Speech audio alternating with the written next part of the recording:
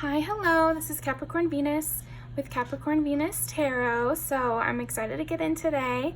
Today our topic is going to be, who is your soulmate? Who is your platonic soulmate? So I'm thinking, who is your platonic soulmate? We're going to get descriptors. We're going to just really detail this person who is your platonic soulmate. So this is going to be a collaboration with Vree Evolution Tarot. She is lovely. She reached out to me on Instagram, and she is going to do what is your next serious committed relationship, with who, when, and how you'll meet. So we've got two very detailed readings planned out here for you. So I'm excited to see. And I'll be in the comments over there. So definitely go show her some love and tell her I sent you. But yeah, so let's get right into it. We've got 4 piles. So pile number 1. We have the Rose Quartz with the Book of Shadows Tarot. Pile number 2, we have the Amazonites with the Gentle Thrills Tarot.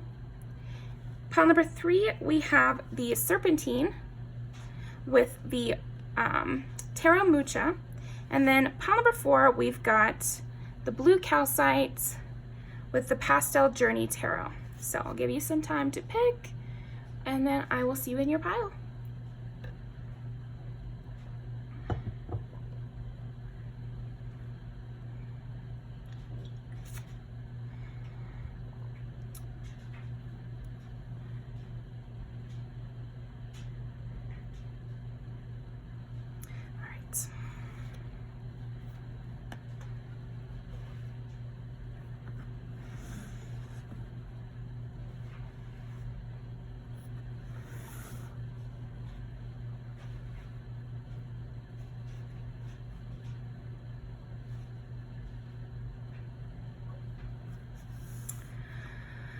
All right, pile number 1.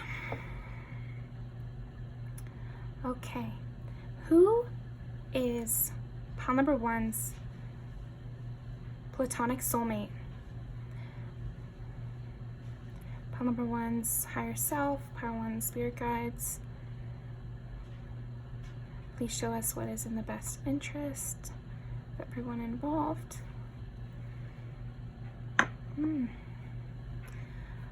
Okay, so let's think.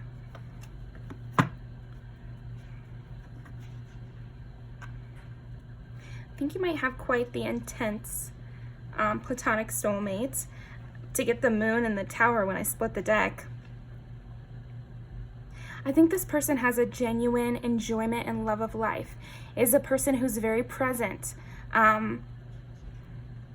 Yeah, who can sink. I would say your platonic soulmate is very deep. They're a very deep person. They have lots of layers.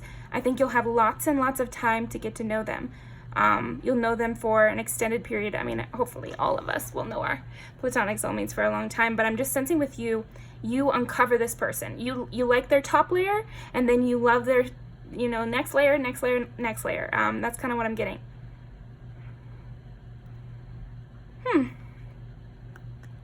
I'm even getting like sort of Donkey Shrek kind of vibes. That's funny.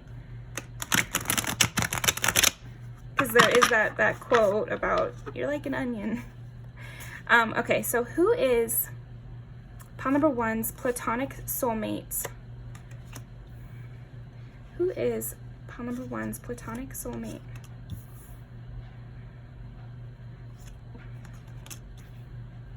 Who is pile number 1's platonic soulmate? It's pile number 1's platonic soulmate. And the Moon wants to stay out, so the Moon.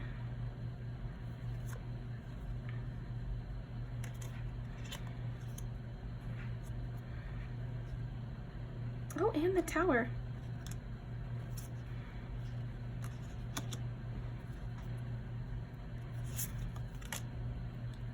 Is pile number 1's platonic soulmate? Is pile number 1's platonic soulmate?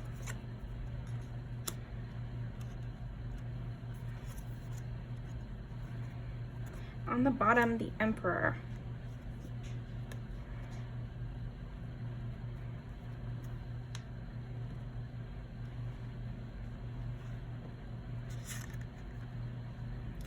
This is one of those readings where we really analyze all of it, so give me a moment.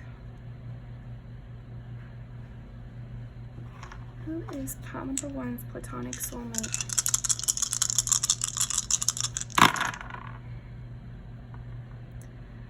Taurus, Virgo, Virgo again, and Scorpio. Wow. I'm going to re-roll this Virgo. Who is number one's platonic soulmate?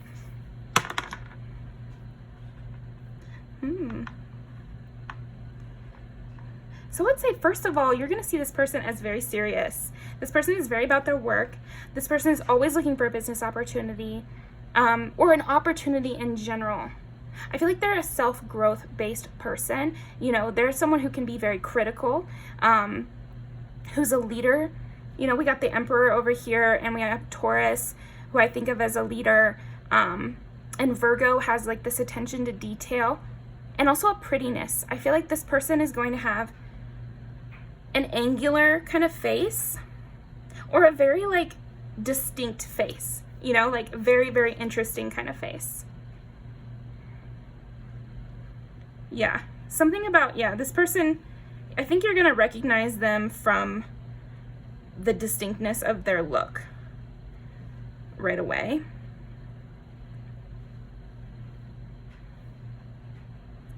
Yeah, oh my gosh, there's so much focus on the face here.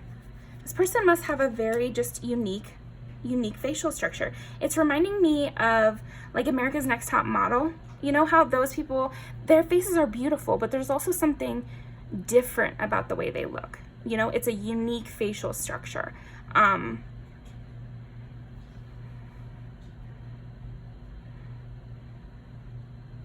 Interesting. For some of you, I think this person could be like racially ambiguous, or look like they're multiple races or something like that. So that's interesting. Just because of their facial structure.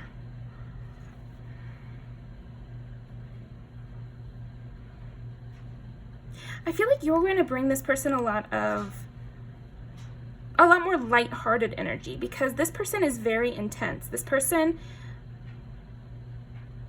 thinks very far ahead, but then they're also very present.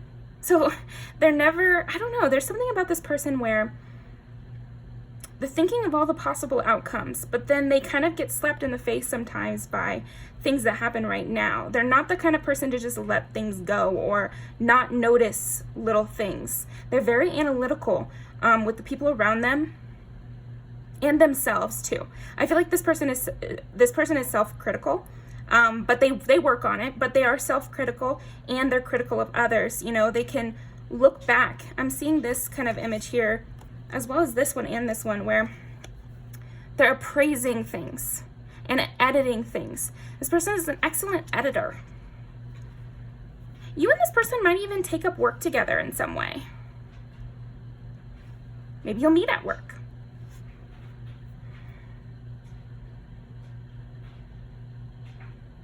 I think also down the road, you two will travel together, or you two will go to school together or something like that, study something together. Because this person has a love for education. I feel like this is something that you both will share, is a love of learning, or a love of learning something in particular, or it could be in general. I think that'll differ depending on who's watching this. But you're definitely going to admire their diligence. Isn't even the right word. It's like savvy. They're business savvy. The way that they work is both a lot of hard work, but also like, it's like work smarter, not harder kind of attitude. Like they could work very hard, but they also work smart. So they rise up really quickly in whatever ranks they decide to join. But I think they might be the kind to get into arguments, or I'm even seeing they might be the kind to overreact or something like that. And you could be somebody who either takes their side or tells them, hey, you know, maybe it wasn't such a good idea to get so upset about this, or, you know, I feel like you help this person keep a cool head, basically. We'll get into more of what they do for you as well, but this is just the initial, who are they? I just keep getting drawn back to the Tower here. It's like this person has a front-facing persona, which is very buttoned up. It's almost like this person has a curtain over themselves, where nobody knows them. Nobody gets to know them.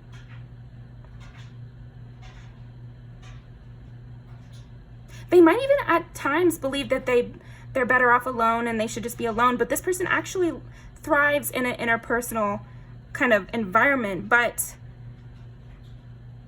they do struggle with it sometimes. Like, they love it, but then there's these conflicts.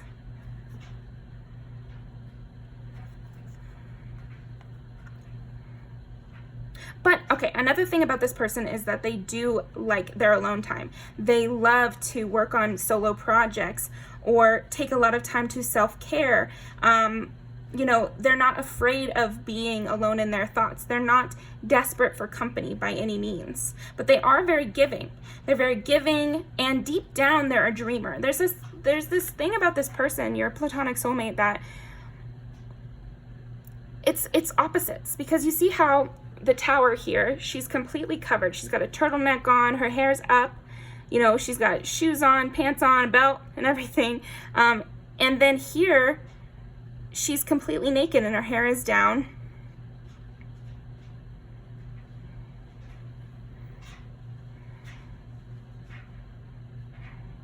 Yeah, you will be each other's lobster. I'm getting like that Friends quote with, I think it's Monica and Rachel.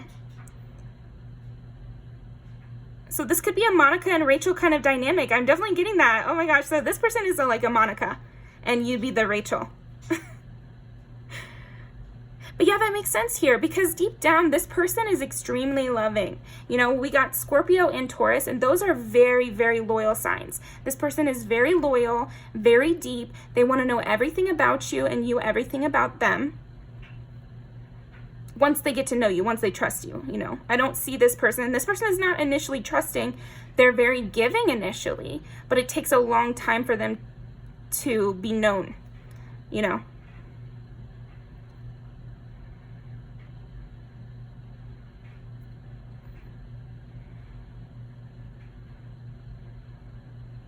This person's aura is very purple, or like sometimes red, sometimes blue, and then ideally purple when they're calm. So I don't know if you're a person who can read auras, or when you meet someone, you're like, they're an orange person, you know, because aura reading doesn't have to be so literal. Sometimes I've met people that they don't care about spiritual gifts or anything like that, but they still mentally assign people a color in their mind. And to me, that's aura reading as well. So yeah, this person could have a red, blue, or purple aura.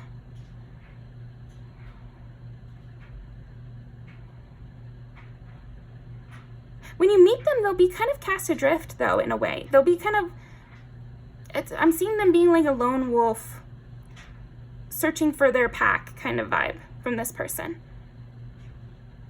So they might be initially getting with you and want to hang out with you. Even though I'm making this person sound intense, I feel like that's the one deeper layer. When you'll meet this person, I feel like they're going to be very giving. They'll come across as very giving in communication too. Like, they want to get to know you. They'll be the type to ask questions. They'll be the type to be interested in what you're saying. You know, I feel like they are maybe even overly giving in conversation or lighthearted relationships. But then when they get into a deeper relationship, it's more the Shrek thing. You know, like when they actually trust you, then there's this period of like grumpy trust, you know, kind of thing. Like, they're almost, you know, those people where they're almost a little resentful that you picked away at their hard exterior, right? But I don't think this person will be. It's just, you know, a natural reaction.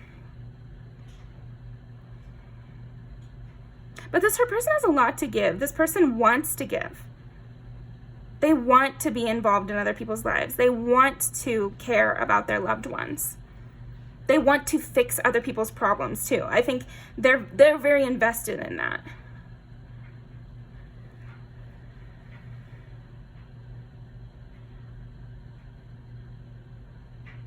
I feel like you're going to open this person up to travel, open this person up to expanding their worldview a little bit. Because like I was saying, I feel like there's times where this person is like, maybe I should just be alone. Like, you know, maybe I'm supposed to be alone. Yeah, and then we got the Four of Wands, Knight of Swords, the Emperor. So to me, with the Four of Wands, in the context of this reading, this person could be like a chosen family member of yours, you know, and you guys could go from being friends to being there at everybody's Thanksgiving together, you know, birthdays always together, that sort of thing. This person really knows how to handle a large workload. So they do whatever they set their minds to, but I think you are like the more expansive person of keeping your eyes towards the sky, and then they are more hardworking, diligent emperor types. So I feel like when you guys intersect, it's like this perfect combination, because you soothe their anxieties about reaching higher, and they are like a train that you can, yeah, it's not a good metaphor, because I feel like it's working together. It's just that they have a lot of momentum. It's almost like they're a volcano kind of person that could, so it's raw energy, raw power, and then you have the vision. And so you're directing that raw power in towards this vision. And that's the kind of like platonic soulmate relationship that you guys have, where they're this raw power and you're this vision. I'm getting you as like the star energy and them as the emperor energy. Okay. What else can we get from this? Pile one's platonic soulmate. Tell us more about Pile one's platonic soulmate. They have dreams. They have big dreams, though. So you will be expanding their physical reality, but mentally they've been wanting that. They are dreamers from a young age.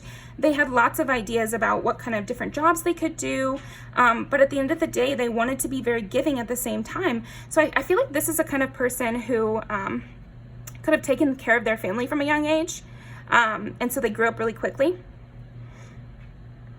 They definitely took on the burdens of their family members from a young age as well. And so they might have taken whatever job, like, got them money to support themselves and the people around them. Because that's the kind of person they are. They're the ones that everybody can come to in a clutch. You know, like, in a hard situation, your platonic soulmate is an essential asset. I mean, they're really excellent at that kind of thing. But they might get dragged down by other people's desires because they're so willing to please. And I feel like you bring in more of like a colder touch, you know, where you can be like, okay, but like, let's think down the road, you know. Sure, getting this job at whatever could help you right now and could help the people you love right now, but think about down the road. If you accomplish your dreams, that can also help the people that you love. It doesn't have to be an either or, it can be an and.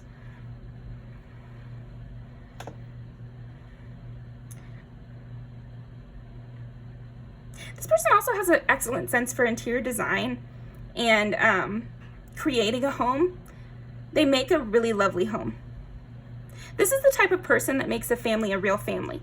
You know, like, this is really the kind of person who knows exactly how to create a tradition, sets the exact right mood so everyone feels welcome.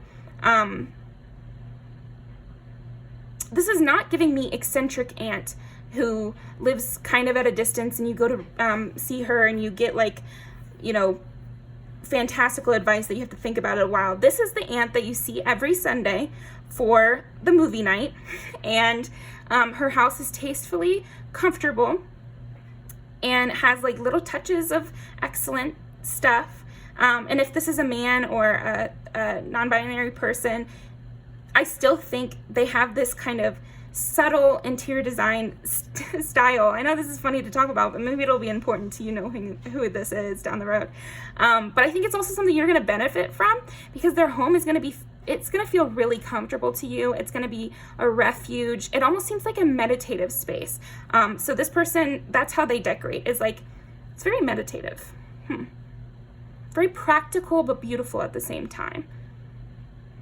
So yes, that's very Taurus to think about the home and the comfort and everything. And comfort is very important to this person as well. But then we bring in the Virgo of the particularness, because I'm just looking at the way this woman here is placing the candles with care, you know, and it's not overdone. It's not super crowded. It's just enough. And then this over here in the back with the flower, it's just enough, you know, and it's soothing. The way this person styles their home and creates a space is very soothing.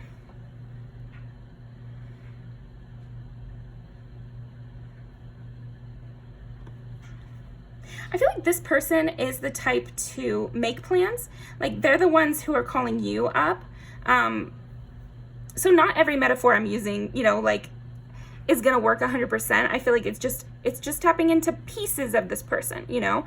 A whole person has many different levels and layers to them. And so I don't think, even when I say contradicting things, it's not really contradicting. It's this person has depth, you know, sometimes they behave in different kinds of ways, but it's still important to their personality. But anyway, so I feel like this is the kind of person who they're going to be the one reaching out to you. They're the ones that's going to make sure you have consistent plans. Like I said, the aunt or uncle that has the movie night every Sunday, you know, somebody who you can rely on for their stability, for their interest in seeing you. Because we've got the Knight of Wands here, and then, you know, clarified by the Knave of Chalices. So that's the Page of Cups. And so I just see them as somebody who, you know, they might be the one to start this relationship up. They might be the one to give you a chance, you know? Be like, okay, I like this person. This is them. This is your platonic soulmate. I like this person, you know? I'm looking for people that are nice and won't screw me over, you know? I feel like neither of you, when this relationship begins, will think that it is going to be necessarily lasting forever. So that's really funny. I feel like when you guys start this friendship, you might not know that it will expand into what it will expand into. And that's a great lesson for anyone watching. People can surprise you, so always leave them the opportunity to do so. You never know how conversations will go until they play out. Like, we can get kind of stuck in that kind of thinking. And I think this person will take you out of that. This person will surprise you.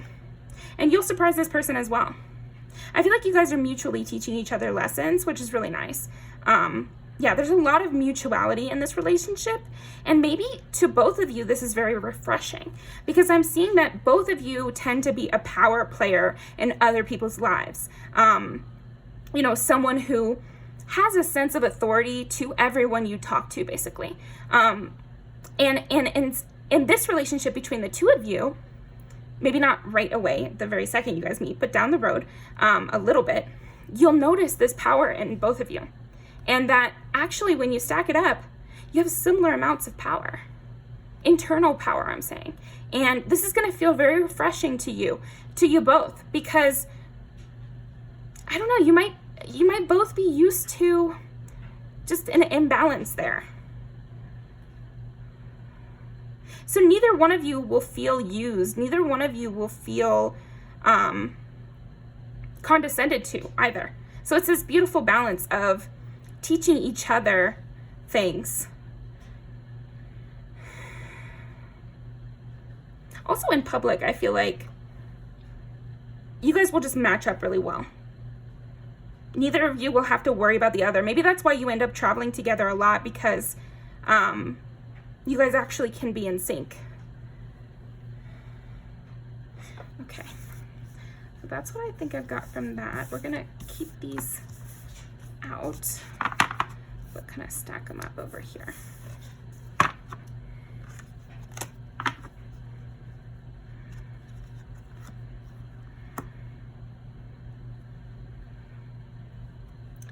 Okay, tell me more.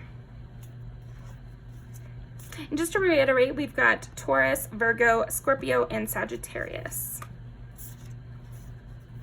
For some reason, I feel like the Sagittarius part of this person is going to come out the more that you know them, which is that they're very funny. Very funny. They can be very loud. They can be hilarious. They can be a party person. I know that's, again, it sounds like a contradiction, but I don't think it is. It's just people have nuance. But this person, this platonic soulmate, they actually are a blast. They're a real fun time. I'm getting that they could dance really well. But on their face, they seem like this kind of very serious person, like a very, again, depth. Like they could have long philosophical conversations about you guys as moms or something. Like that's the kind of energy I'm getting from this person. But then at the same time, you guys could go out to a bar and they could dance all night long and you guys don't have to talk at all.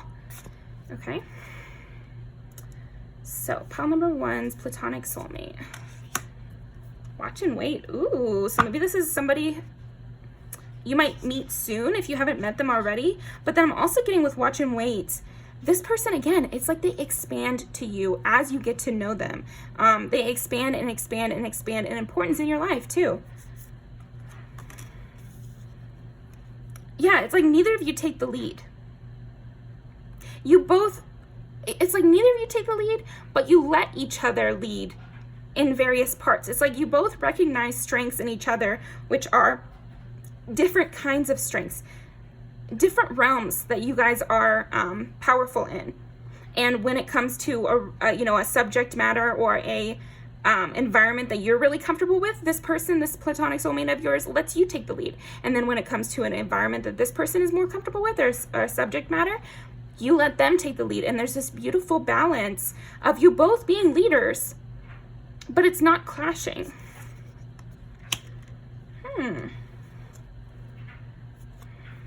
Love is all around. That's nice.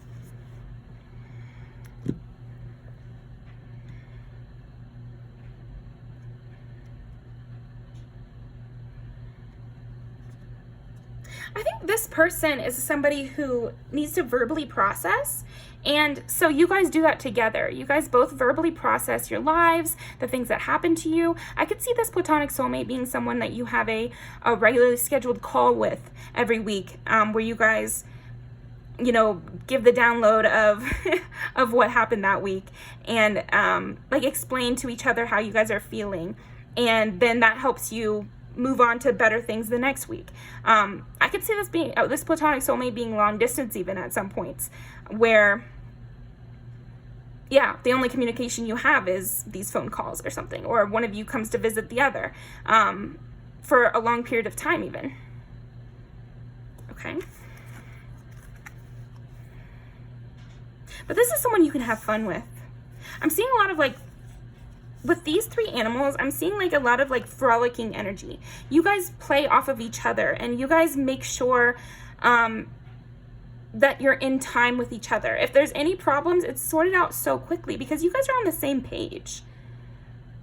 It's like you guys are so different. I can tell that the two of you are extremely different from one another, and yet you're always on the same page. It's going to seem very beautiful and just magical to you and this person, that even with the different backgrounds you've had, even with the different kind of worlds you both live in, there's a lot of overlap in the conclusions you both make. There's a lot of overlap in the role you both take in your lives. So yeah, interesting. With this, I'm getting there might be this, if you're both women, I'm seeing you guys maybe talk a lot about feminism or something like that. And if you're not, I'm just seeing that you guys talk about power differentials and how to navigate difficult political things, in your lives. And political can mean stuff having to do with your race. It can mean stuff having to do with your gender. It can also mean stuff having to do with the fact that you're a teacher, and what does that mean? What can you do for your students that's not too far? It's all about these boundaries and kind of navigating a world with all of these boundaries or limitations, when to break through, when to swim around. You both help lead the way. You both lead the way for each other. So you help this person skip a couple of levels in where they're at, and then they help you do the same. It's like a hopscotch kind of situation. Like you guys are leapfrogging with each other. So yeah, you guys just skip each other, and then the fact that one of you is already ahead helps the other to ascend even further, and then that person doubles back and gets you. And that's how I see you guys' relationship going. It's like you both, through being in each other's lives, you're steadily improving both of your lives. It's this really nice mutual thing happening here. And you both have a strong instinctual ability. Because with the deer, I'm just getting, you can sense danger a long way away. Again, you might share with them red flags you know of, and they share with you red flags they know of. So it's like together you guys combine your knowledge and you know a lot. Once you guys combine your knowledge, you're able to do twice as much in your own lives. And I'm really seeing you and this platonic soulmate having separate lives. It's like you have separate lives, but then you're using the combined knowledge of both of you to live those separate lives, therefore doubling your power kind of thing. That's what I'm getting. And then this equals 8, and both of these end with 8.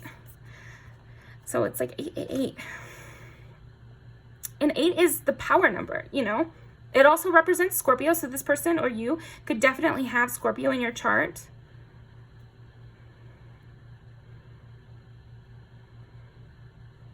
Yeah, I'm seeing you guys again. It's like the topics of conversation with you are very deep. You know, the taboo subjects of life. You guys might talk about sex, or might talk about love and, you know, money and that sort of thing. Anything taboo, you guys will discuss. It's like you both become each other's like safe haven to discuss things that you don't necessarily feel comfortable talking about with somebody else. Because maybe you would be judged, or, yeah, oh, here we go. So I'm seeing that you and this person can sometimes struggle to verbally decompress your thoughts because you don't want to be judged for what you're saying. But with each other, because you're not judged, but you're still helped, it's like a really good dynamic between you two. This is going to feel like a missing piece to you, like a way to clear your mind through another person. But you're both going to be providing this role to each other, so it won't be one-sided. Also, I feel like you guys will both really just enjoy each other's company. I mean, that seems obvious, but you'll also enjoy what the other has to say. Like, it's not going to be one of those friendships where you guys disagree a lot, but it gets you there anyway. No, it's going to be more where every time this person speaks, it'll feel like a light bulb has gone off in your head. And they will actually feel the same exact way about when you speak. They're going to feel like, oh my gosh, perfect. That's, if I had all the time in the world, I feel like that's what I would have come up with eventually. And you both will feel this way. This person's going to feel like family too, because I feel like they'll get to know you on an extremely deep level, because again, they're very interested in learning your details and learning what makes you you, and you are very interested in their life story as well. I think this person's also a very good storyteller too.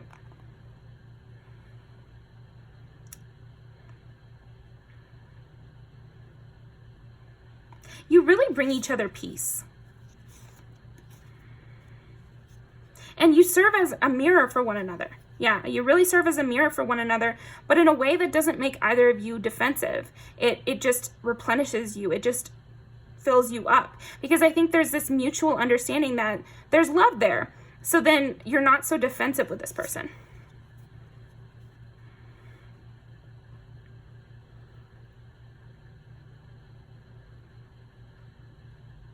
Yeah. This person has a lot of fire,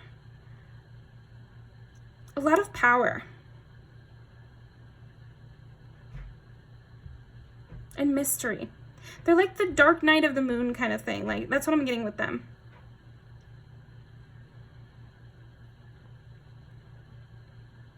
They could have really excellent hair as well. Maybe really long hair, or just quality hair.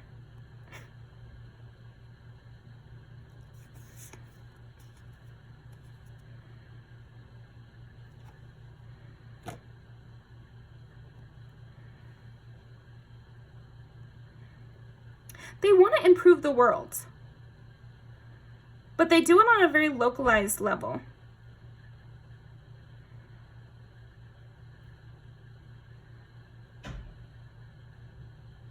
With you, I'm getting such Aquarius vibes that I'm feeling like that's something they really love about you, is that you make them think about humanity as a whole instead of being so localized on their friends and family only. And so you expand them in that way. But then they help you because they bring in that practicality.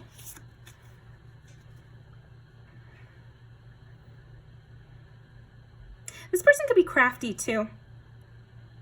In that Knight of Wands, that bowl kind of looked like pottery. So I feel like this person has a crafty, artsy side that they like to expand their energy with. And I'm not getting that it's their job. I'm getting that it's like they're a hobbyist for arts and crafts and that sort of thing.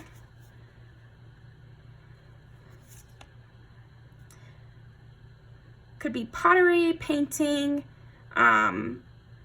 woodworking, steel work. Okay. Be for someone out there. This person could know how to cut hair. That's interesting. Like I said, this person is like kind of a jack of all trades. They had a lot of dreams growing up about different kind of jobs that they would excel in. And the fact is they could excel in any one of those jobs. So this platonic soulmate of yours is very talented. They're that kind of person. They pick up something and they do it very well, very right away. They have an intellectual, emotional brain. So it's kind of like, it's intellectual and mathematical because it sees everything at the same time and it's making these processes, but it's within the emotional realm. So it's like they can look at learning something and see the kind of steps. This is very Virgo, so that must be like a heavy piece of their chart. We did roll Virgo twice, so that makes sense. And the sign for Virgo is the Virgin, and that's somebody who is like giving at the detriment of themselves almost. And we touched on that a little bit. But because of your strong-willed and independent nature, you strengthen this Virgo quality to be more useful instead of it turning toxic. It's like sometimes that Virgo quality of being self-giving to the point of self-effacing, it can turn negative because it just kind of goes so inward that it implodes, and it can create those tower kind of situations interpersonally with yourself too. Being overly critical has its downfalls, right? We know this, right? But with your energy and a focus on independence, they can help you without hurting themselves. And this gives them a healthy outlet, so then they know what level to give other people. It's like you're going to serve as a template for how they should have to interact with other people. You will require so little of them in terms of doing your work for you. It's like you're going to require just the right amount from them that is healthy. And so this will give them the template. They'll go to someone else, and if this other person that your platonic soulmate is talking to wants more from them than you want from them, then they can say no a lot easier because they know that they don't need to give that. It's like they're so nice and they so desire to help others that they don't know they don't know what's too far.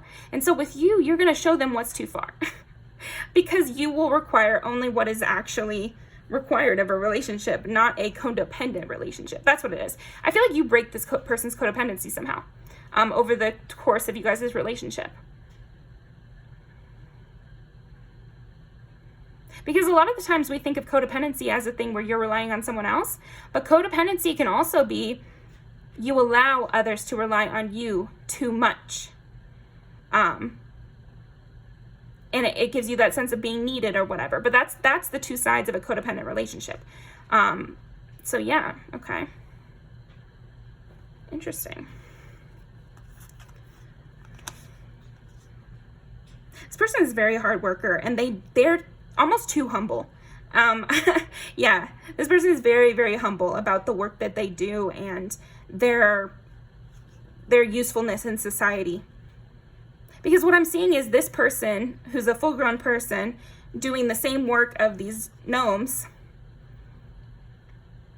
And it's like, I don't know, there's something about this platonic soulmate of yours that they could do more, but they're so humble that they're like, well, I'm not better than these people. And no, you're not better than them. It's just about what you're capable of. It's the limits of your capabilities. It's not about being better.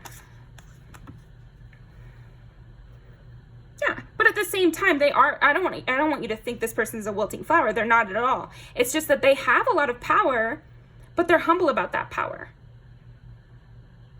So they might be the boss, but they might like let their employees treat them like friends, and they might not reach for higher heights because they're like, this is enough.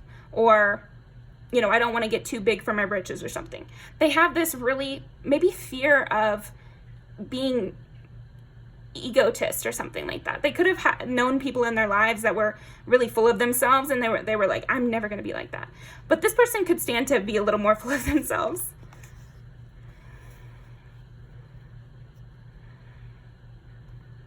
Yeah, you definitely help this person let their hair down, and you give them a better sense of perspective. Okay, so now here's a question I really want to know.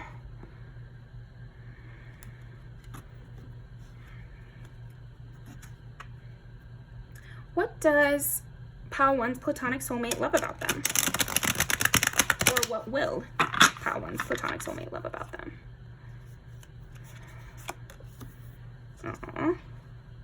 What will platonic soulmate love about? Wow! Platonic soulmate love about them. What will Pile 1's platonic soulmate love about them? Hey. Platonic soulmate love about them. Let's see.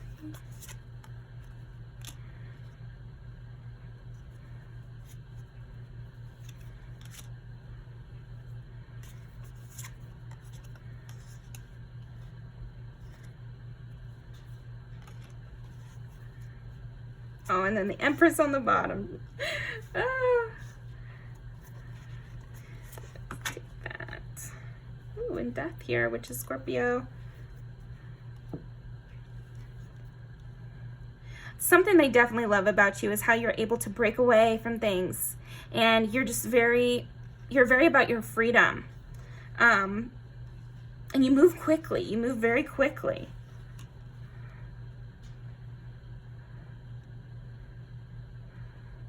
This encourages them because I feel like this is part of what makes them realize you guys are cut from the same cloth, is that you make decisions quickly but effectively. You can decide something very seemingly rash, or can almost seem like maybe a bad idea or something extreme, but then it's actually a great idea because you are very in tune with your intuition and with reality. And this person, your platonic soulmate, loves that about you because they feel seen. They feel like, oh my gosh, it's not just me out there. Like, here's another person who knows as much as me. You know, kind of like, yeah, but it has as much power and ability to exist in the world like I do. They might have felt like everyone around them is kind of a baby. And you're not a baby. You're distinctly, an adult. And they love that. An adult, but also still fun.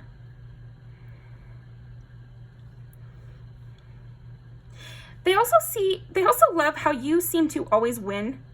Like you are always winning competitions, but you never care about it. They see you as a person who, so because they're so humble, they admire this trait in you that is not being humble, but simply actually not caring. And it's like you fight against yourself. You're only competing against yourself. And this leads you to win a lot of competitions with other people and win a lot of, praise and admiration from others. But that's not why you're doing it. You're doing it to beat yourself and to improve yourself. And you're always thinking about what's my next move? What's in regards to self-improvement I'm seeing here.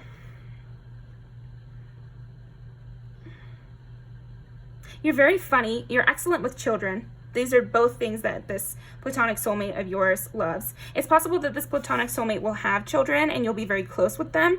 So that's something they absolutely love about you, is the first thing that came out.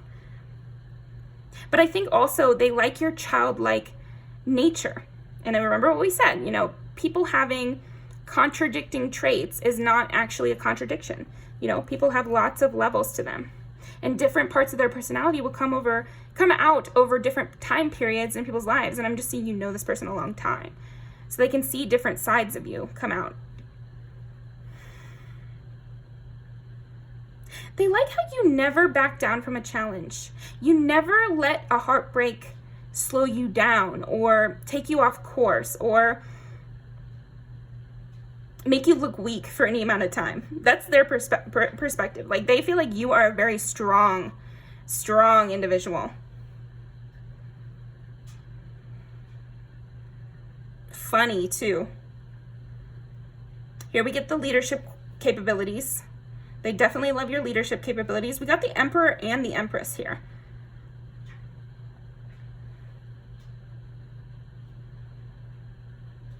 They love your smile. See, in comparison to them, you take things very lightly. You keep it light somehow. Because we've got these kind of oppositions here where we've got the Three of Cups, so that's partying, that's having a good time, that's getting lost in the moment. You know, it's midnight or something and they're dancing around a fire with no sense of time, no care in the world. But at the same time, that's clarified by the Ten of Wands. So you're both. You both can let yourself free to have your night or, you know, like think about other things or have fun in some way, but you still take care of all your responsibilities. And again, I don't think this person is used to that. I think this person is used to a lot of babies in their life that allow them to take care of all the responsibilities and okay, sorry. They don't share the burden at all with this person. They allow this person to take the whole burden, whereas you take your whole burden and you also have fun.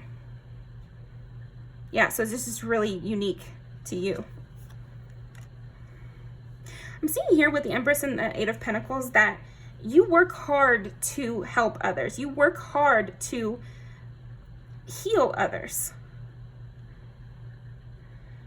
It's not like it comes naturally to you necessarily. This is something that this person loves about you. That being soft is something you've cultivated. Choosing to not fight, choosing to be the bigger person, take the high road. Nobody forced you to take the high road. You work hard to take the high road. Whereas I feel like in a lot of this person's life, they felt forced to take the high road, and they did it, and they liked it, and they love helping people, but they were forced in some capacity to shoulder this burden. Whereas you show them a way that they can choose to still support people because it's what they're good at. But it's more their decision and it's not compulsory. That's beautiful.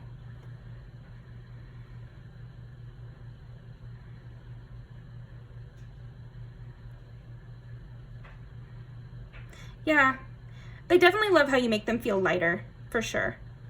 You make them feel lighter, but you don't take their responsibilities away from them because they're kind of a perfectionist, you know, they want to be able to do their work for themselves. So again, this is why they kind of come back to, maybe I should just be alone. I like to do all my work myself anyway. But they learn from you and you guys' friendship that you can have relief from your tasks without giving them away. You know, you can just have like a nice night and that will make your tasks in the morning feel a lot easier. You know, it's like, I don't know, there's something about that.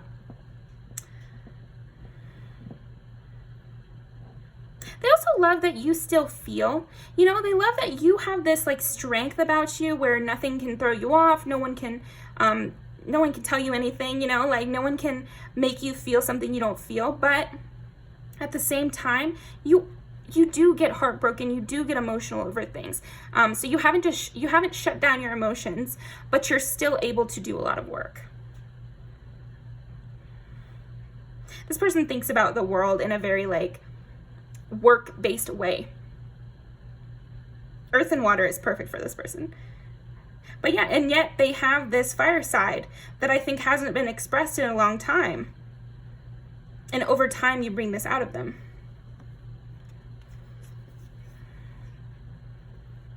I think they also love that you find joy in the little things. You find joy in the day-to-day.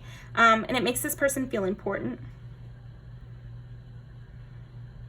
You love helping people just as much as this person.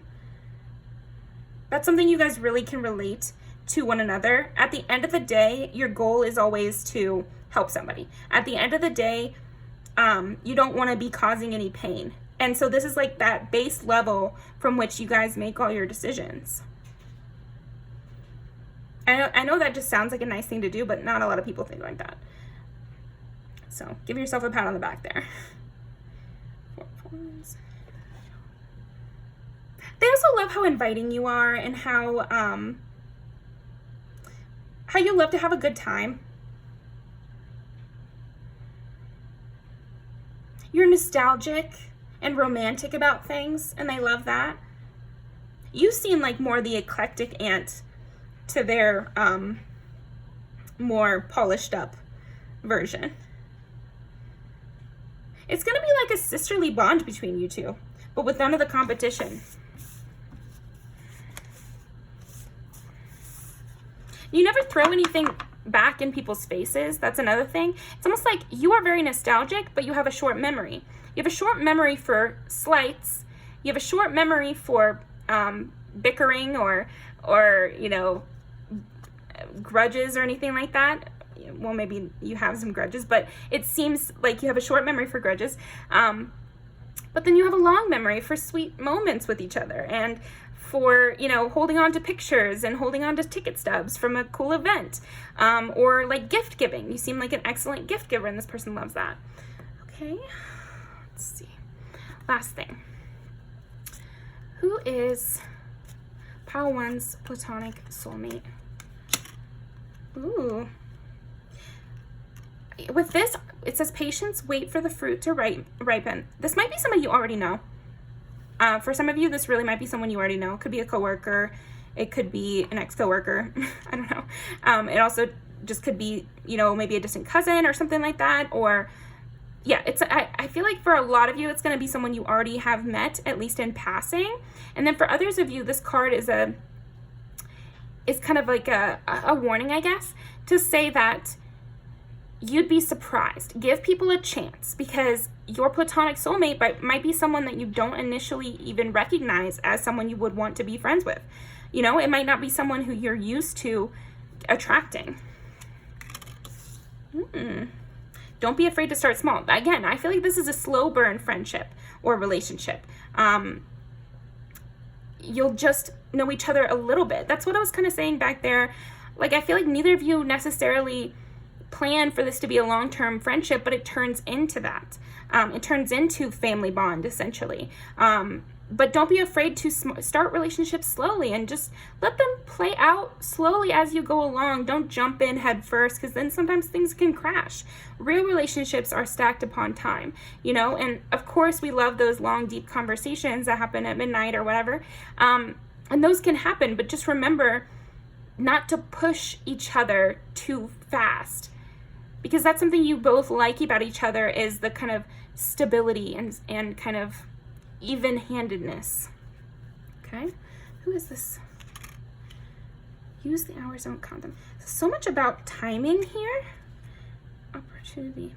Patience, wait for the fruit to ripen. Beginnings, don't be afraid to start small, and be present. Use the hours, don't count them. And then on the bottom, we have opportunity. There's no use looking for luck. It arrives at unexpected times. So I really feel like you're going to meet this person at a very unexpected time. And this person is not going to be someone you know immediately is your platonic soulmate. Like, you're going to have to, it's going to be that situation where you guys hang out lots of different times, and then slowly it kind of reveals itself to both of you that you guys are really a great combination, you know? Okay. Wow, that was wonderful. So, hope that gave you a lot of information that you need. And we're gonna pull some music videos, and I want this music video to kind of encapsulate this person's energy. So give me some music videos that encapsulate this person's energy, and hopefully their looks as well. Some of their looks would be good too. So how one's platonic soulmate encapsulates their energy, hopefully their looks as well.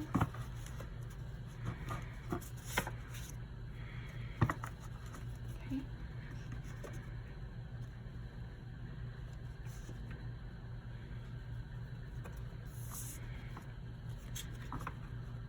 Pile one's platonic soulmate, their energy and their looks as well.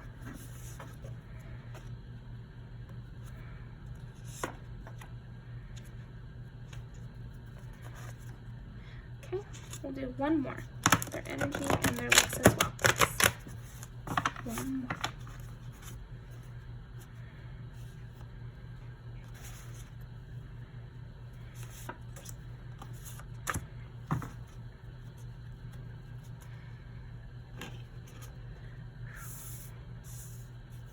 This video is very serious to me, so I'm like taking it very seriously.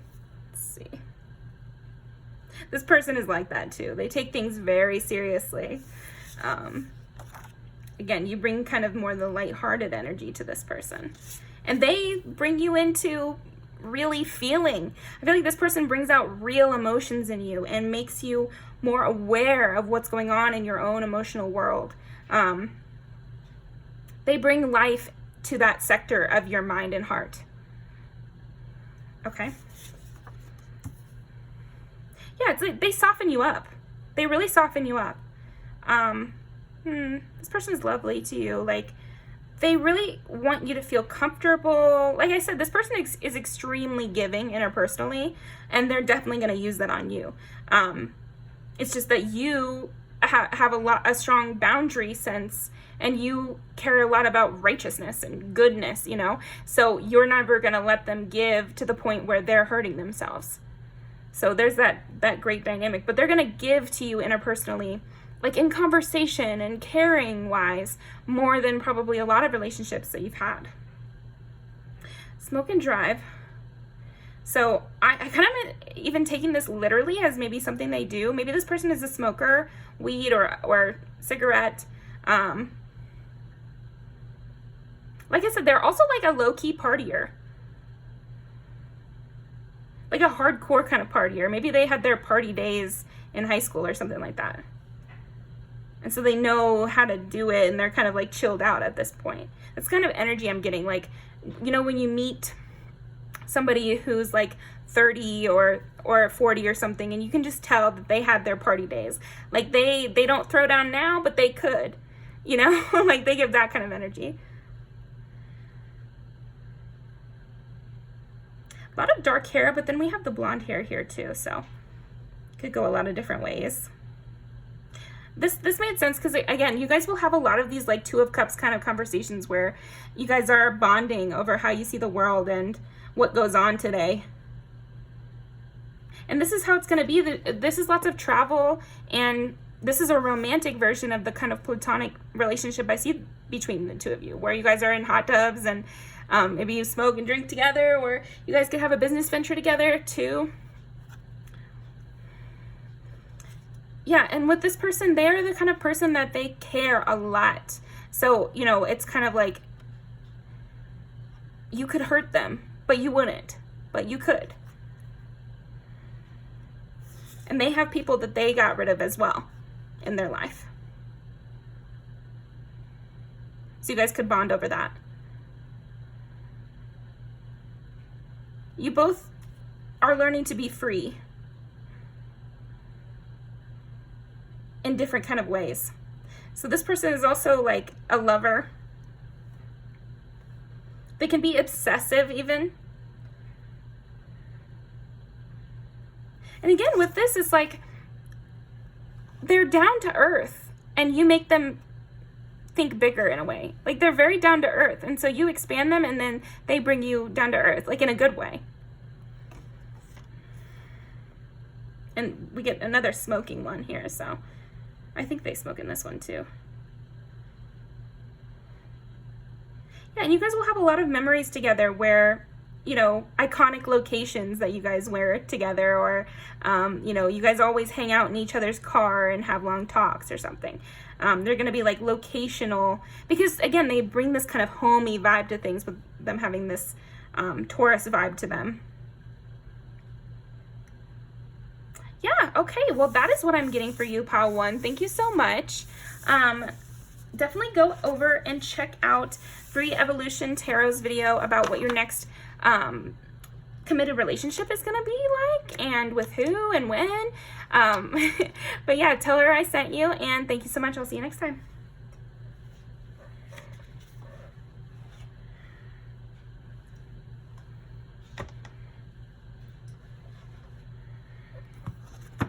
Okay, pile number 2.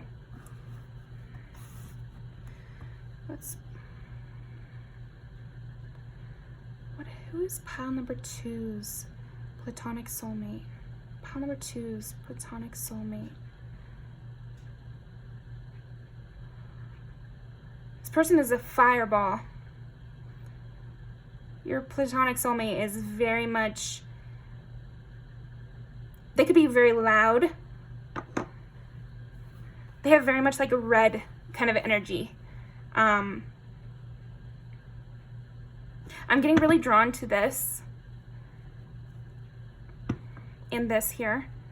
So this is red jasper, and that's carnelian. Carnelian is all about self-confidence, and red jasper is like, I don't know what it literally is, but I think of it as intensity, like the dark side kind of. Capricorn, Aries kind of vibe. Okay. Who is pile 2's platonic soulmate? Pile 2's platonic soulmate's energy. 6 is Virgo, 5 is Leo, 3 is Gemini. Oh, it was on 1, which is Aries, and then it went over to 3. So double Gemini.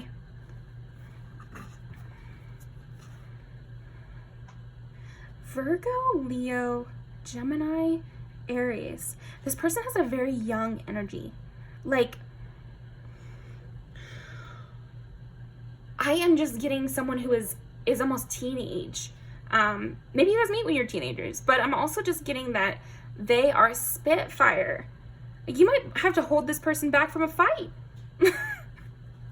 Okay. And then we did get the Gentle Thrills deck here, so they like a thrilling life. You know, they would want to run around in the rain on a Thursday night, you know, before you guys had work in the morning, and then snuggle up on a sick day with you and watch movies all day and pig out on chocolate and popcorn or something.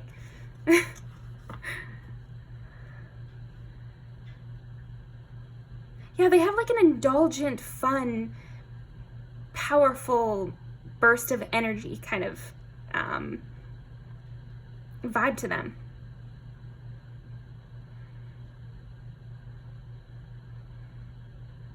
They can be kind of dark too. It's like they like dark humor. They might joke about death. They could, I don't know. Yeah, there's something to that though. Maybe they dress in a goth way, or they could paint their nails black or something like that. But I could also see them, you know, wearing more revealing clothes.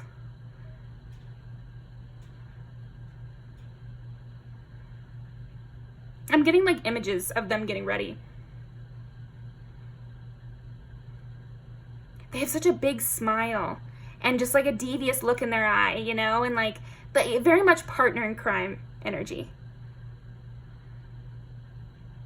Like, you guys could be having a really funny conversation, and then they just turn and give you a look, and you're like, oh no, oh my gosh, what did you think of? You know, what are we gonna do? It's like they get this idea, and you guys, I don't know, like they're the kind of friend that you walk to the gas station at midnight with. A lot of late night activities with this pile. Okay. Oh, look at that. This is the kind of look I was even seeing them with. So they could have red hair. And this is Gemini again.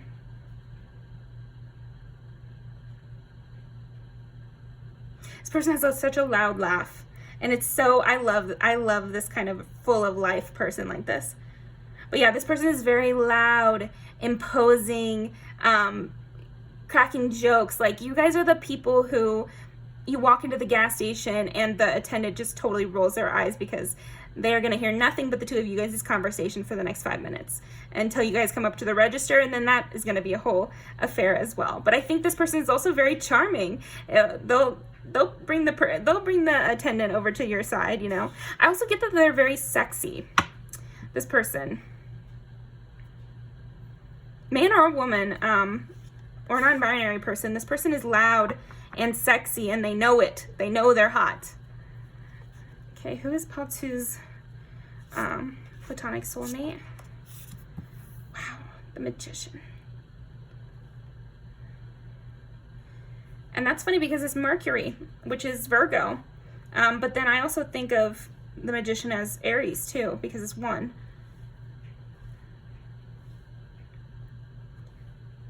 This person is also a hustler. They can get anything they want done. You know, this person's main focus in life is not business by any means. Their main focus in life is interpersonal connection and having a good time, and like an adrenaline junkie kind of personality. They might care a lot about their car. They might want to travel to like the beach. They want to go skydiving. You know, very much like indulgent kind of things, like sensory pleasures. But to do those things, you need money. So this person knows that, and they can get money. That's not a problem. They don't spend their days thinking about money because it's so easy for them to hustle and do whatever they need to do to get that paycheck, basically. They have very smooth hair, because I'm noticing like a lot of the cards in here have like curlier hair, but this person has like smooth hair. They could have long hair, long straight hair. That's just for some. Oh, and then we get curly hair here. So it doesn't have to be straight, but definitely smooth, shiny hair. But then look at this person, has really long, shiny hair. Somebody in this pile has a platonic soulmate with long black hair or long red hair that they take a lot of good care of. But don't let that be a total X if the other things in this pile describe a person. So this person could also have fixed placements. So that's Taurus, Scorpio, Aquarius, and Leo, which we have Leo here. So double confirmation for Leo, double confirmation for Virgo, double confirmation for Aries, and double confirmation for Gemini. So again, this person has an intensity about them, like a deep intensity. Like, they are a lot. Some people won't like this person. I think you could even know people that don't like them. And I feel like you gang up against others that don't like this person. You're like, this is funny. You guys are definitely partners in crime. You ratchet each other up. It's a two-man show over here with you guys.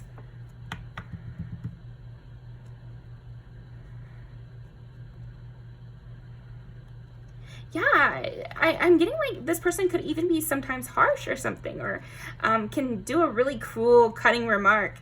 And again, if you guys met as teenagers, maybe that's how you met, is like this person, you know, kind of bullied the bully kind of vibes. That's what I'm getting from this person. This person could be like your bulldog friend. You know, that I think maybe if you guys met as children, this person was always more aggressive, and then as you guys grew, now you're both equally able to take care of yourselves and can fight a lot more people. But maybe at first when you met this person, they were the one kind of defending you.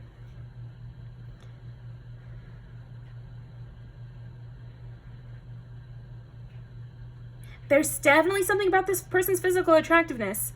That's going to be a huge tell. is that this person is very, very physically attractive. And again, they know it, and so does everyone else. It's a part of the way they interact in the world and a part of the way people see them. Okay, who is this person? And here we have the beach and some sunglasses. So you guys could definitely go to the beach together.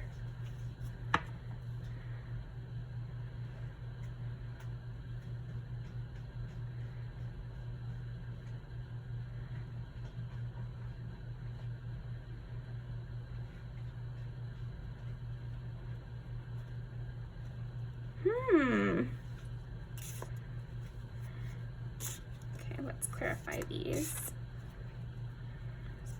How to use platonic soulmate. Wow. King of Wands. Ace of Wands. Yeah, I mean, yeah, I'm getting a lot of fire for this person for sure. The Star to clarify the world. And didn't we say Aquarius? With the the world is ruled by the fixed signs, which Aquarius is one of them, as well as Leo. This person takes up a lot of attention. They're very funny. They're the class clown. They have a lot of sexual energy. You guys might talk about their and your sexual exploits. They could also be somebody who's very sexually expressive or, yeah, sexually free.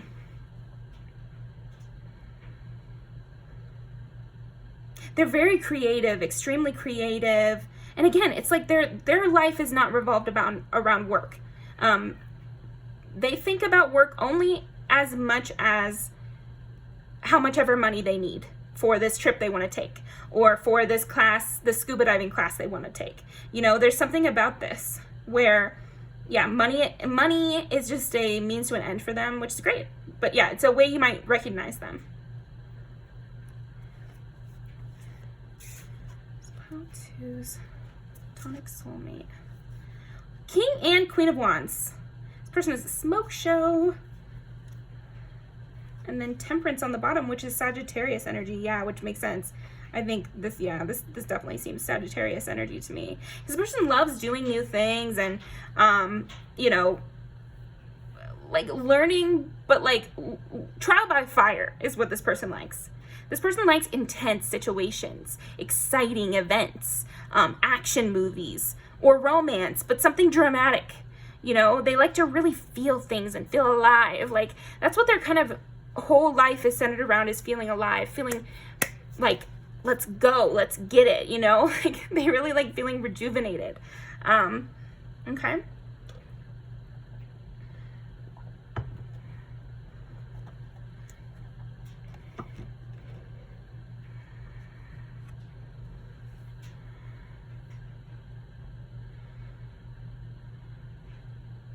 Yeah, but they're extremely creative, extremely creative. This person could be a writer even. This person could be a writer or an artist. And they could do this on the side, or like I said, because they're such a hustler, they could make money off of their art. But it's definitely not a linear path. If they do have a linear path, then that's just their day job. They live for the weekend. But if they work as an artist, then of course that's their passion, but it doesn't feel like work to them, because I'm not feeling work in their energy. I am feeling getting money and going on trips and having enough so they can do what they want. This person is no slouch by any means. They're not lazy, but they just have bigger things on their mind.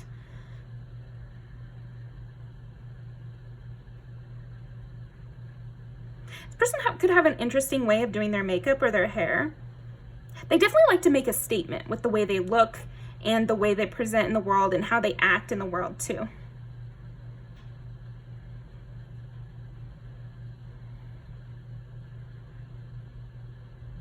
I'm getting like a mix between Sexy Red and Megan Thee Stallion with this person. Oh, you know what? Never mind. I'm getting Cardi B with this person, which is kind of a mix between Megan Thee Stallion and Sexy Red. Argue with me in the comments. But yeah, this person is giving like Cardi B. Again, loud, loyal, fun-loving, artistic, hustler. Charm anyone. This person could charm anybody. They're going to get you into a lot of doors. this platonic soulmate of yours can get you into a lot of parties, or gets you behind the scenes somewhere, or I don't know, they're putting you in unique places that you wouldn't have been able to go without them. Because again, they're just so slick.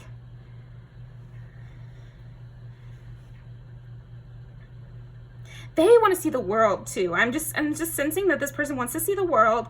They have high hopes for their love life, for they view themselves as very much like main character, but not to say they view you as lesser, because they don't. But I'm just saying, like, they think anything's possible for them. Yeah, the sky's the limit. And they want to take you along with them. And also, there's something about this, it's like, I'm feeling that this is not the kind of person that keeps track of how much you owe them. Again, it's like money is really not important to this person. It's important in so far as they need it, but they give it away very freely to you, or I don't know, they're the type that to pay for dinner but not ask you to pay them back. They're the kind to like overgive to you, like maybe get you an iPad or something for Christmas, but then when you give them a card that you hand drew, they're just so happy they might even cry. Like they don't have this tit for tat energy. I think that's what I'm trying to get at, is this person is not like that. They like you. They chose you. I mean, that's what I'm getting. It's like they chose you. They've already decided on you. That's that. You're theirs, period. And yeah, so that might make you feel very special, but there might be times where you worry that this person is giving to you more than you've given to them, you know, or they're so willing to give you their money. They're so willing to give you their behind the scenes passes, you know, they're so willing to bring you along on things that they earned. And so you might get in your head and be like, oh, you know, but that's how they feel about it. If you were to feel that way towards them, they'd be like, oh, come on, like, be for real. That's the kind of energy I'm feeling from this person. Like, be for real. I don't give a fuck. Like, okay, that's great. You know, like, I think it sucks to be friends with or family with people that are like that tit for tat energy all the time. Like, who can keep track, especially with long relationships? Like, are you serious? Let it go. Let it go. Yeah, and that's how this person talks and acts, is like, just let it go, whatever. I do what I want. If I didn't want you around, you wouldn't be around. I want you around. You know, I've already picked you. I like you. What you give to me is your personality, your company. That's what they like about you. That's what they crave from you, is your company. They just love having you around. It's nothing to do with what you can give them, because they can give everything they want to themselves. That's the thing. This person is a master manifester. To get the Magician clarified by the Ace of Wands, it kind of almost means to me that this person, it'll seem to you like the moment this person wants something, they get it right away. They have the thought, they have a single thought, and then it's in their hands almost. Because this person has such a direct energy that there's nothing like blocking them, because they're not sitting there moaning and droning on about something or other. And I'm not trying to be rude about overthinking. I'm kind of inhabiting this person's energy of, they just never waste time on that sort of thing. And that's what they view it as, a waste of time to be anxious, a waste of time to be focusing on something that's not bringing me excitement or joy, or won't help me to get to something that will bring me excitement or joy, you know? And like everything is geared towards that. So then the flow of energy is very easy for this person. So I don't know if you or them will think of it that way, but think of that as a metaphor. And then when you see this person one day say to you that they want to have a girlfriend, and then the next day they have that girlfriend, it won't be so confusing to you. Or it's like one day they'll say, I'm going to apply to get this kind of job, and you're like, okay, well, it might take a couple weeks, and then they get it so quickly. You'll know why, and you'll kind of remember this reading, hopefully. But let's see.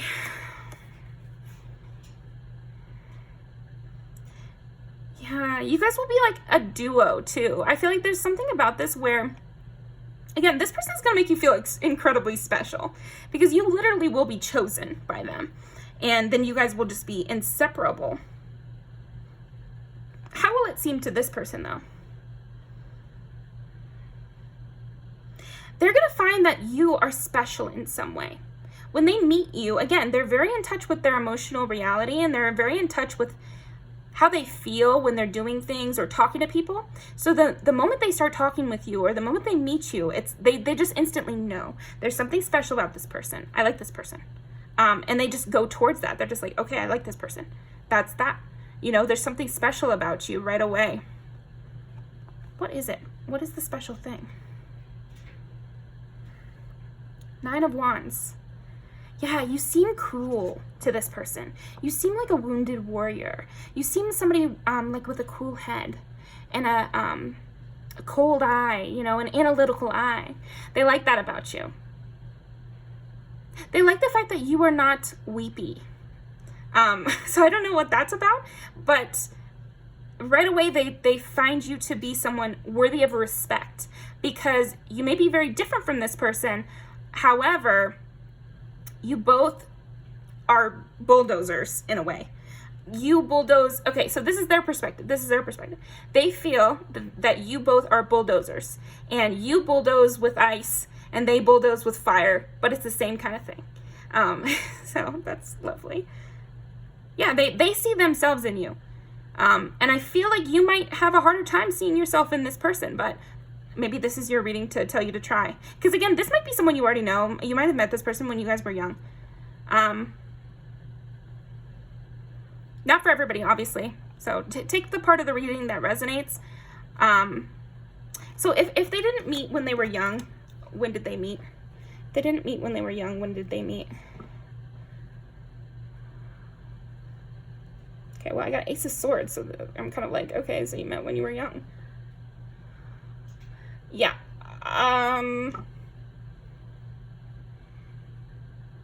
This could all be, oh, okay. So for most of you, I'm seeing this is somebody you already know and that you met when you were young. Maybe when you moved schools or something like that. But for others of you, it could be somebody you met while trying a new hobby. Because like I said, this person loves to join classes. This person loves to join a class. They love to, you know, do a group activity, you know, because they will be the shining star of that group activity. They'll be the top person in class in no time. You know, there's no way that you don't notice this person. They're very noticeable. They take up a lot of space.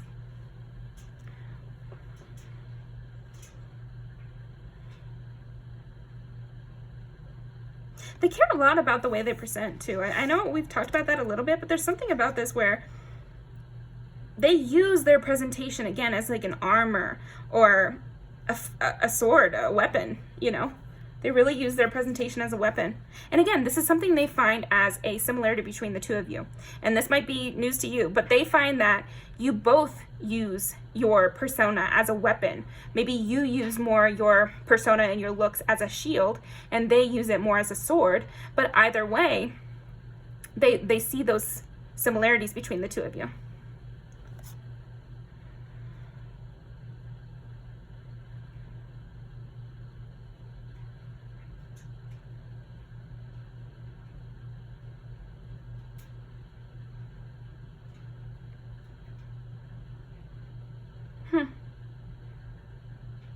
Yeah, and I would say this platonic soulmate of yours views both of your souls, and I think this person views you as a soulmate. You know, like, not all the piles probably will know that kind of terminology. I mean, you're the one, not your soulmate, who's watching this video, right? But at the same time, I feel like this person who's your soulmate, they will think of you as their soulmate. They will say things like that, you're my soulmate, or they'll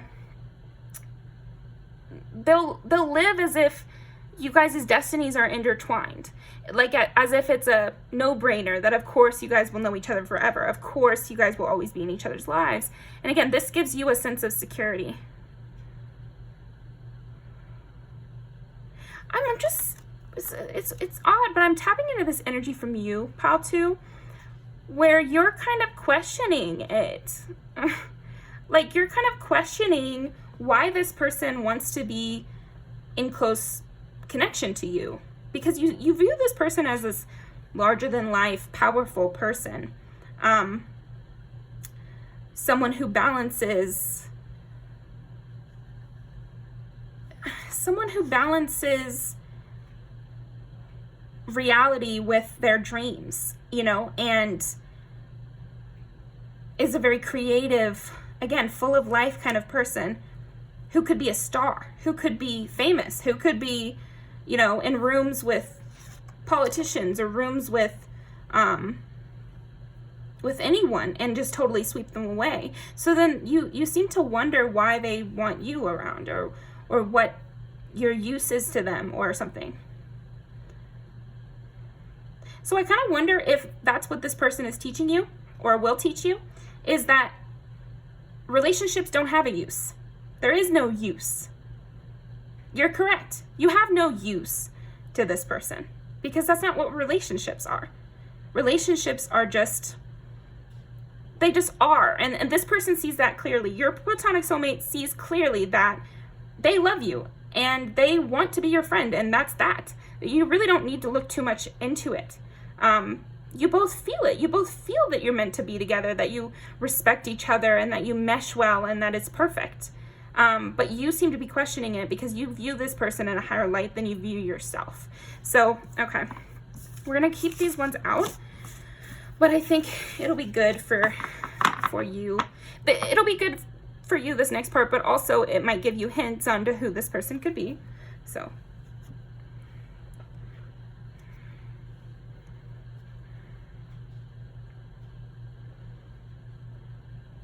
I feel like also this person has a ton of patience with you, like pretty much unending patience with you.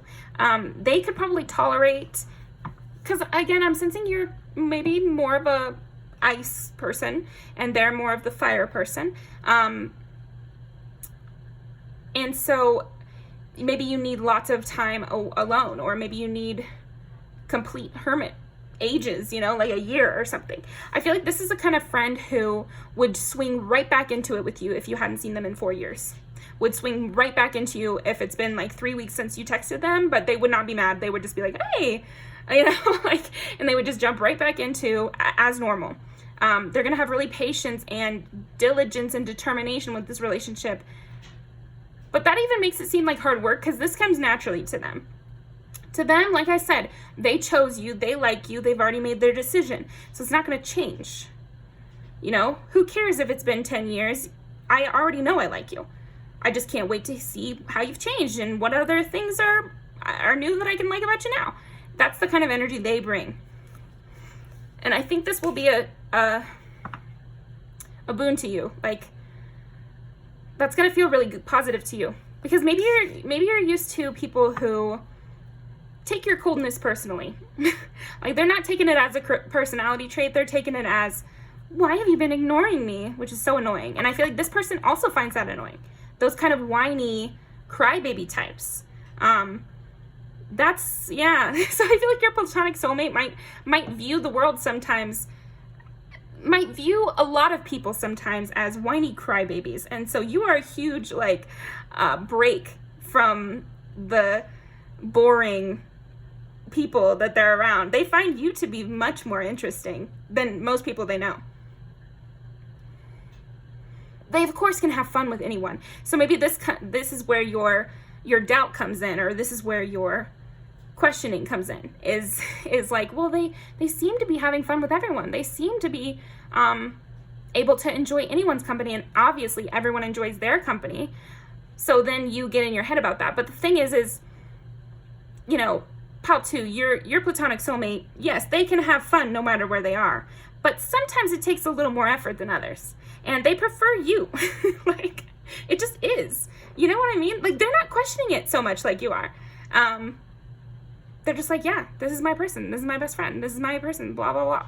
You know, I feel like they go on and on about you, ranting and raving about you. Like, they love you. They're always talking about you. So I think to you, you're not hearing those conversations. You're not hearing them mention you all the time, or you're not hearing them go on and on about how they love your whole persona and they think you're really cool and they look up to you, or they see similarities in the two of you.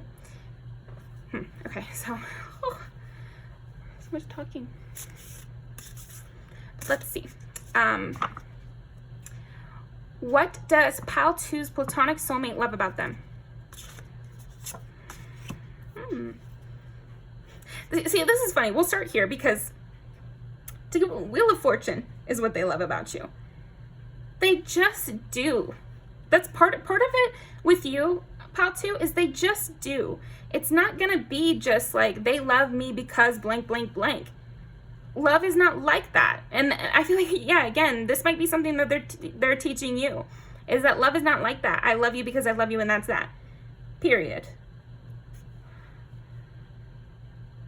And because I love you, I would never try to change you. I would never try to box you in or force you to interact in the way I want you to. I don't think that would work on you. First of all, pile two, you can't, it's not like you can't change. You can change. You can't be changed. Your change and your path will be on your own terms. That's what I'm sensing from your energy. You're very much a lone soldier on a journey. I don't know. There's something about that with you. And so anyone who really loves you would let you do that and would not try to cage you and would not try to force you to interact again in the way they want you to, would simply enjoy the way you do interact.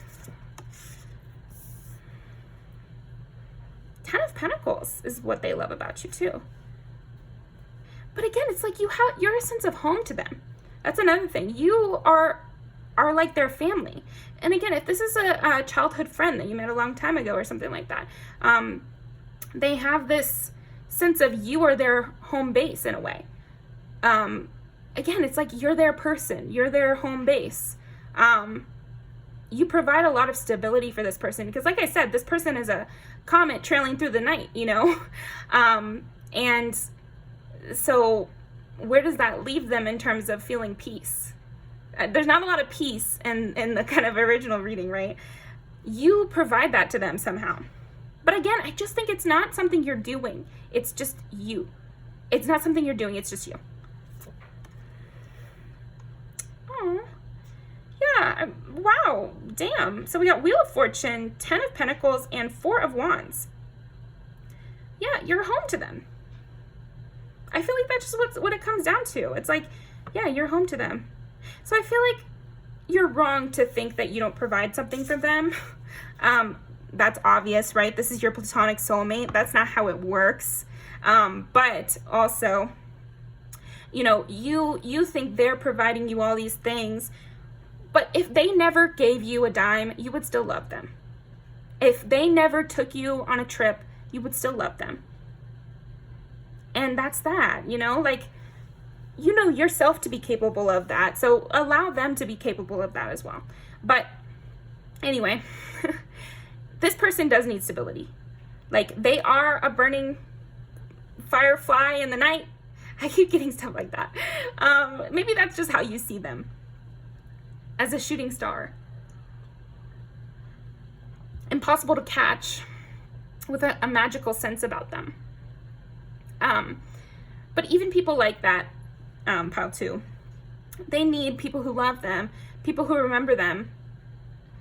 And again, just apply this if it works, but even people like that need someone who remembers when they were young, or someone who can remind them of where they came from. They're so not about the past in a way that you provide that constance to them. Yeah, that's another thing about you that they love, is that you're very constant. I know we talked about them being the kind of person that you could be away from for a couple years and they would pick back up, and you love that about them. They love that about you as well.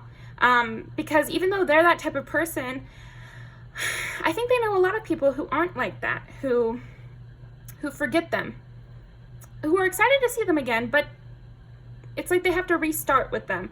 And with you're, again, it's like you give ice. I don't know. Your energy is very much ice.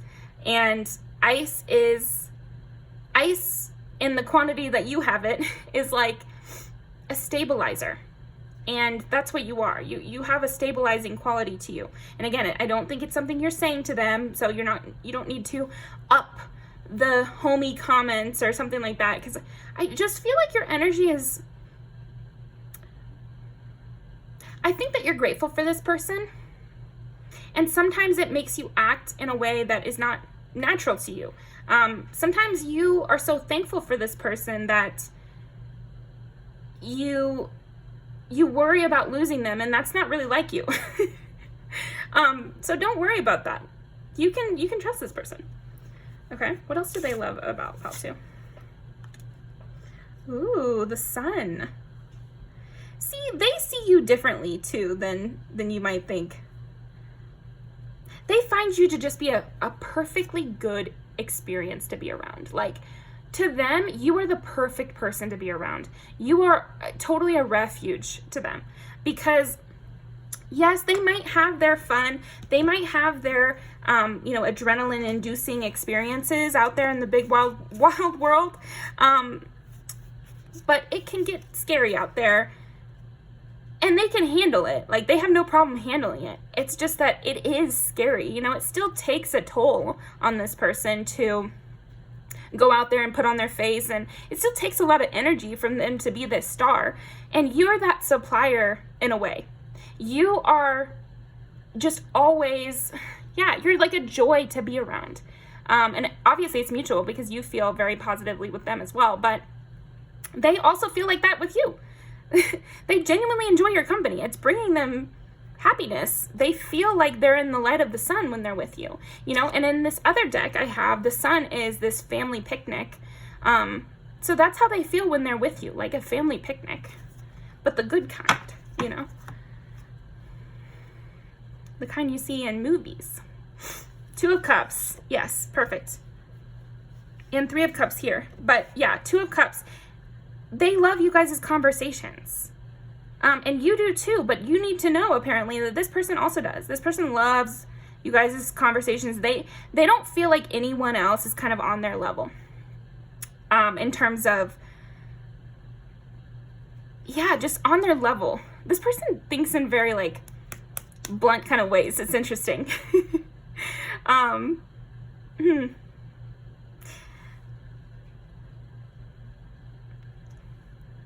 What does that mean on their level? What do you mean by that? What does it mean on their level?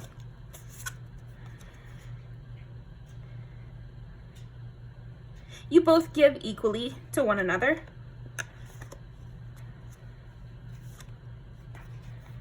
You have your own life. Yeah. They feel that they are not bringing the party. They feel that you also bring your own style. And you're not so, here it is.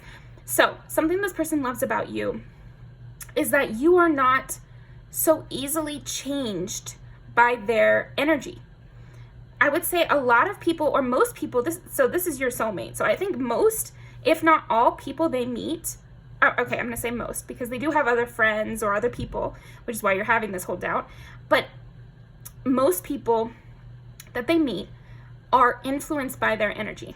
So the more this person gives to the other person, the more they become like your platonic soulmate. But no matter how much of themselves they give to you, Pal 2, you stay yourself. You don't get swayed by them. You just enjoy their company. So it's a different kind of experience being with you than it is everyone else. Being with you, okay. So the one thing that I would say is that you provide an experience with this person that they do not receive from anyone else. Period, point blank, never in their lives. You have a unique bond that they do not share with anyone else. And for some reason you need to hear that. But they don't share this bond with anyone else. Whatever you think they're saying behind closed doors with these other people, it's not the same stuff that you guys are talking about. It's not the same energy. It's not the same vibe at all.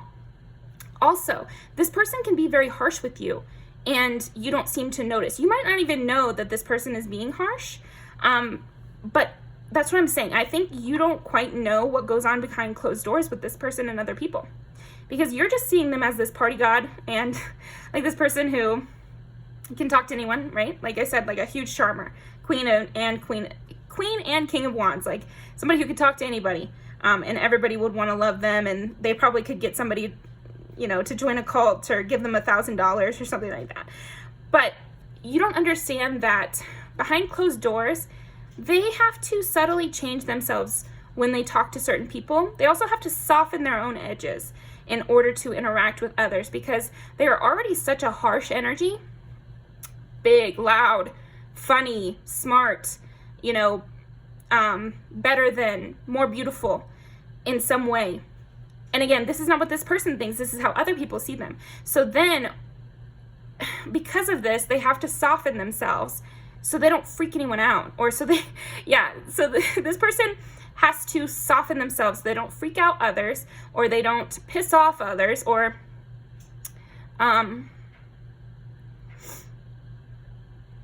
just because they can tell. I feel, again, this person is very emotionally aware in some way, and so they can tell when they're kind of like grating on somebody, or they're too much. Like, they don't want to scare people away. That's a big one. So I feel like, oh, light went out.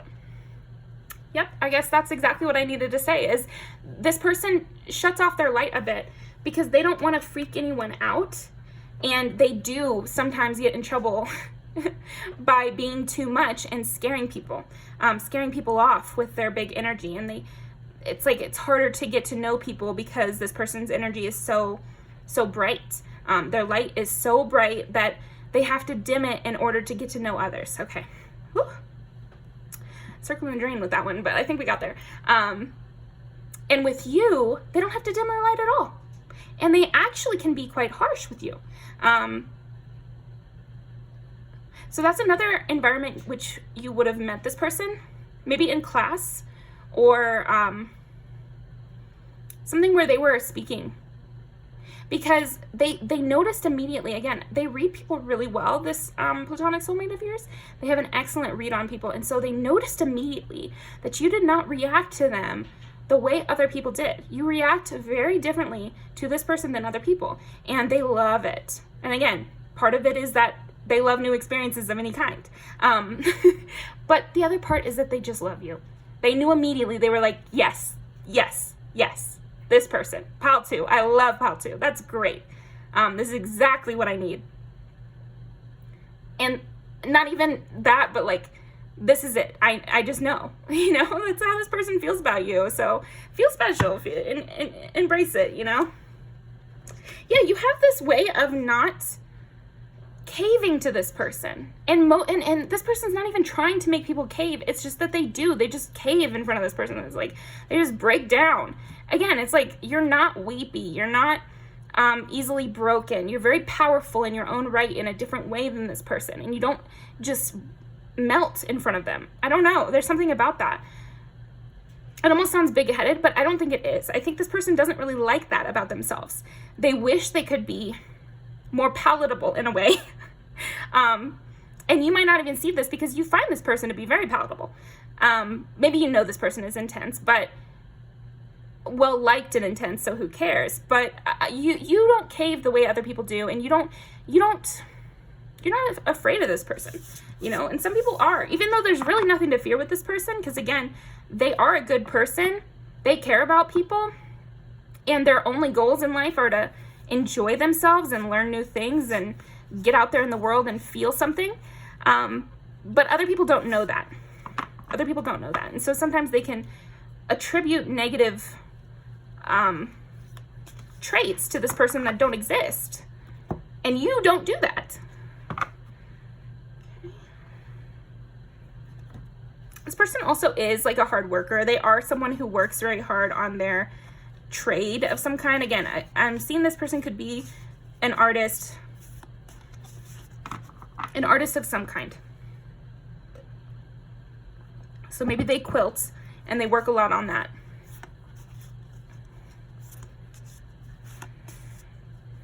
Hey, they could be a tarot reader, you know, or they could be a painter or something like that, or they could be a makeup artist, hairstylist.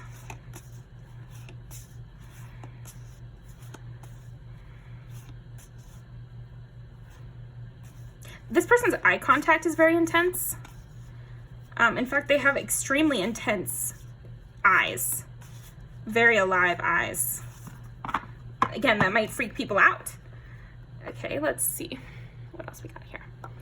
So who is pile number 2's platonic soulmate?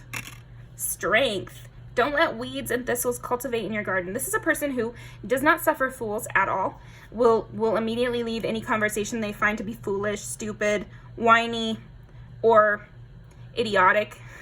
This person is very blunt. I also think this person has accomplished a lot or overcome a lot is a more, is a better way to put that. Overcome a lot. They might have had a lot of nasty people in their lives at different points. So you might know about this, because again, I'm just sensing that you will, or you did know this person for a long time already.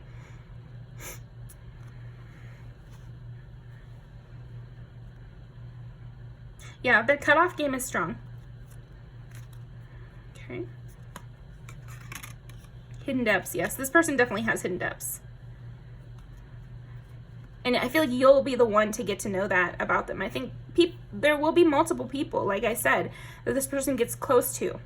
Because this person is like that. They're loud, they're big, they have a big destiny and that sort of thing. But as do you, by the way. It's just different than theirs.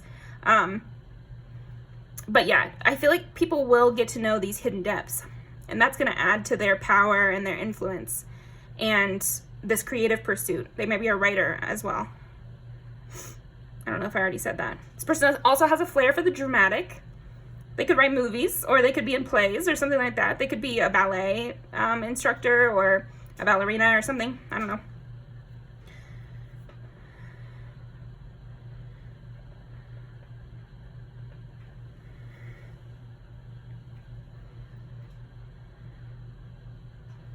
A lot of people only see the surface with these people. Because again, they use their appearance as a weapon. They have a lot of weapons at their disposal, too. This person is powerful. But maybe they had to cultivate that. Maybe you saw that. That whole process, I mean. This person might have a temper that they've had to control.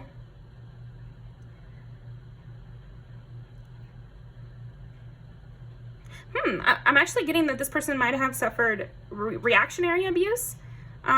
Where somebody pushes you and pushes you and pushes you until you explode, and then they use that as a reason why they're treating you this way.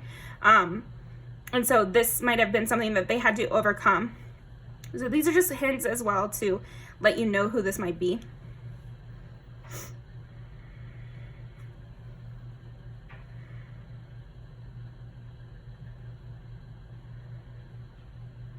They have fears. That's something that you'll learn. I feel like this is one of those things that only you will know. They have these fears that a lot of people don't see.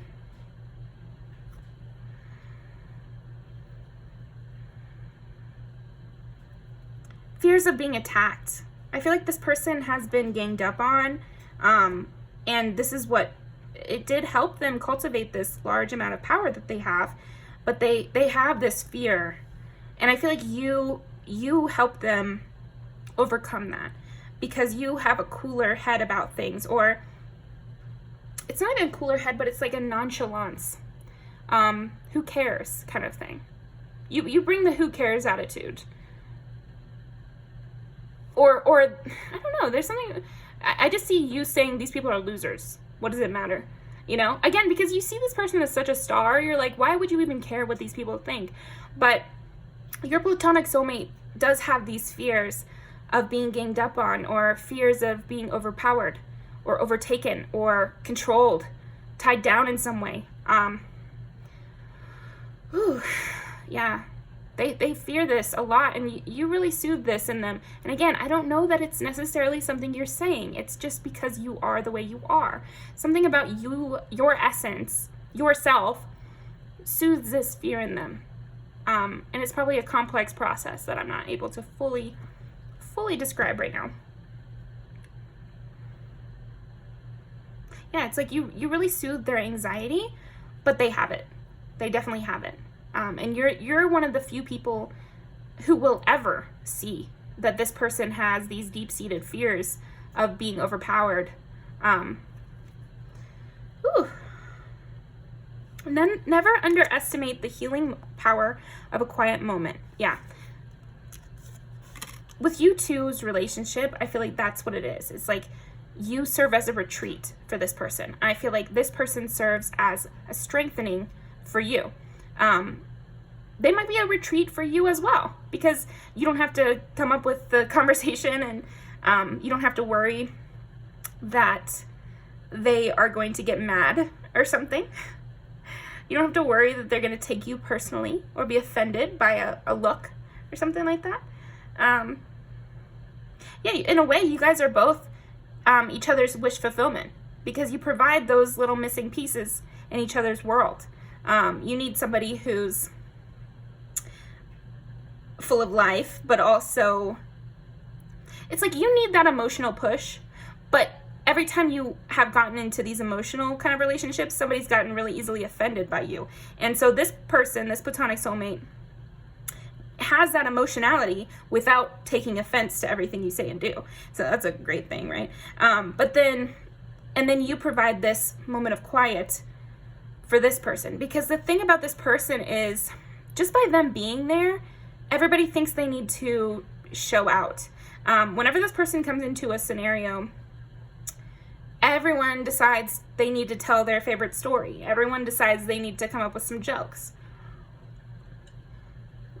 Everyone's suddenly trying to think of things that this person would find interesting. What they don't know is that person, your platonic soulmate, finds that to be incredibly boring behavior. They can sense somebody brown-nosing a mile away, and it disgusts them. This person is so intense. It's so funny. Like, anyway, they're very funny. They're very, very funny. But yeah, it disgusts them when people brown-nose them, or they try to bring up topics they know your platonic soulmate has an interest in. Because it's like, yeah, I have an interest in it. So what do I need you for? What do I need you bringing up my interests? What does that do for me? You know, that's the kind of energy your person has. And you don't seem to do that. Maybe you guys probably have overlapping interests and things, but it's like, you're not sucking this person's dick, and you have no idea how far that goes with them. Like, this person is getting their dick sucked every single second of every day, or they're getting ganged up on. It's like they get these really extreme reactions, and you aren't like that with them.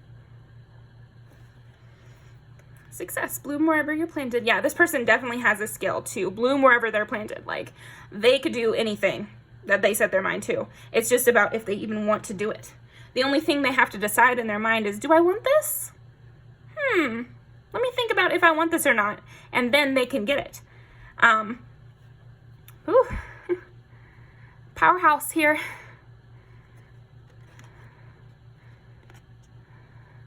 Generosity, yeah. So seeds of kindness. But they're actually like this really, really sweet person too. Very loving, very giving. A huge, powerful force in anyone's life that they're a part of. But you're a huge, powerful force in their life. Ace of Swords. Like, you guys' conversations are going to really help this person grow.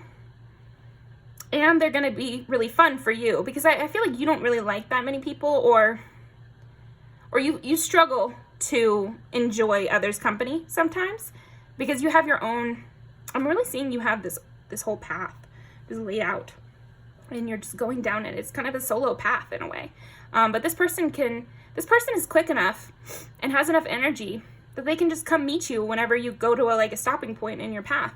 And because of their stable emotional state with you, your relationship can last both of your entire lives, because they will meet you wherever you go. Again, they have this fire engine on the back of them, so they can catch up to wherever you're at and just say hi, you know?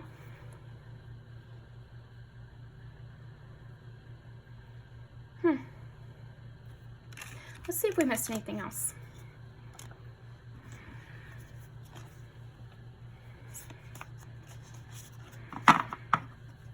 They love starting new projects. They might change up their look many, many different times.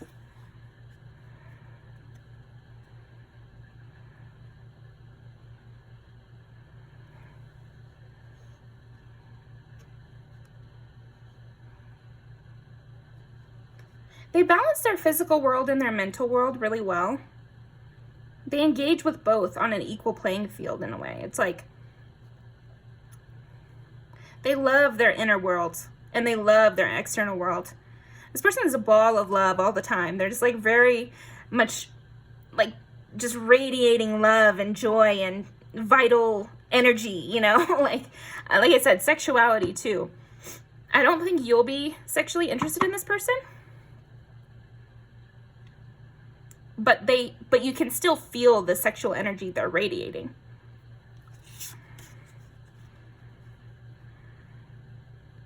And it'll be fun for you to see how other people interact with this person. It'll be fun for you to watch. It's like you get to have like your own personal soap opera because you are this person's platonic soulmate. You get to live out lives you don't want to live vicariously through them. You know, you get to see other ways of being. Even though you have your track, you like where you're going, you get to watch and engage with the outer world through this person.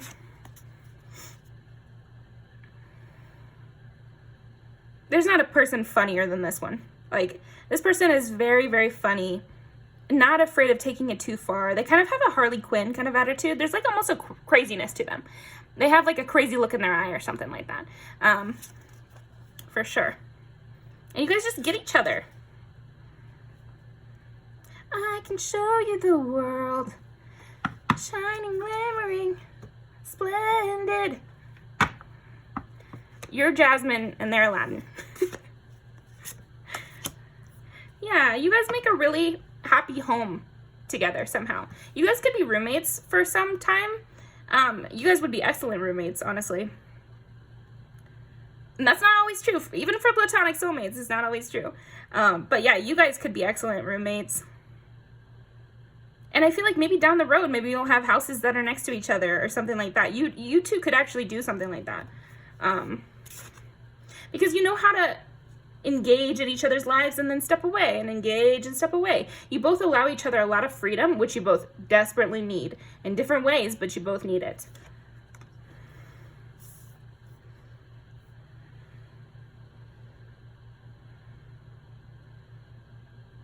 Hidden swords here. This person always has something up their sleeve. You know, they always have a trick that they can pull. They're never trapped. And again, you know, and deep down this person knows that it's because they have this fear of being cornered. They have a fear of being ganged up on. So they always have an escape hatch. But you'll have access to this escape hatch as well. That's what you get for being so close to this person. You get exclusive access to all these plans, the dastardly deeds of this person. Yeah, I feel like you'll hear a lot of really interesting, crazy stories that you would never want to be a part of in real life, but you love hearing about. This person is very dramatic, fun, crazy, but in a good way. They never take it too far, but they do. Let's see. Yeah, okay, there we go. This person is a heartbreaker too.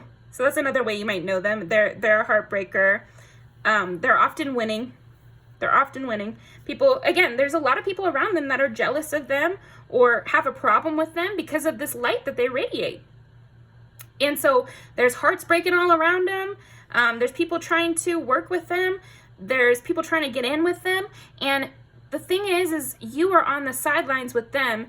You're who they go back to and be like, okay, so this is what happened, this is what happened, this is what happened, and then they said this, and I'm going to do this, and you get to know everything before it happens, and then you get to see it play out, but you're not in the mix with them. And so maybe that's why sometimes you're like, well, maybe they're really interested in this plot line that they're doing. No, they love talking to you about this plot line more than they like even dealing with it.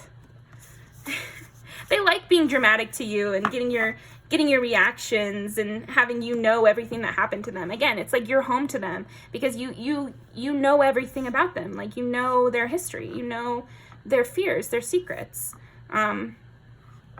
This is very comforting to them. Yeah, and also they reach out to you, you know. They reach out to you. They support your transformations and transform themselves. And they're very, very, very independent. 1, 2, 3, yeah. Very independent, very beautiful, very discerning. And they always keep coming back to you for more, you know. And they don't hold it against you when you decline. They don't hold it against you when you're busy and you're really involved in your projects and things. And you guys have lots of good memories together. And you both like to hermit away. Yep. You both have an inner light that's guiding you. It's just that you guys meet up along the path and say hi and update, you know, about what's going on. And it's a beautiful thing.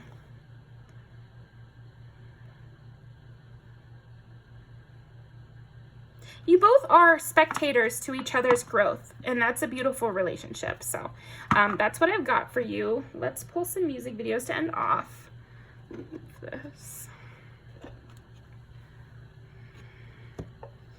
Okay, anything else about this person? Yeah, they have an immense amount of willpower, that's for sure.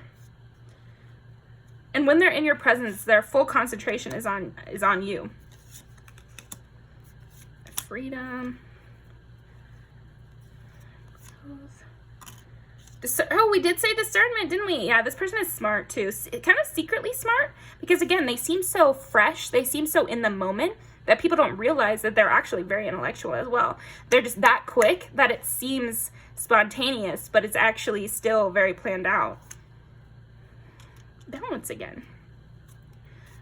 Balance. And luck. Yeah, this person seems very lucky to you. And to everyone, actually. Forgiveness.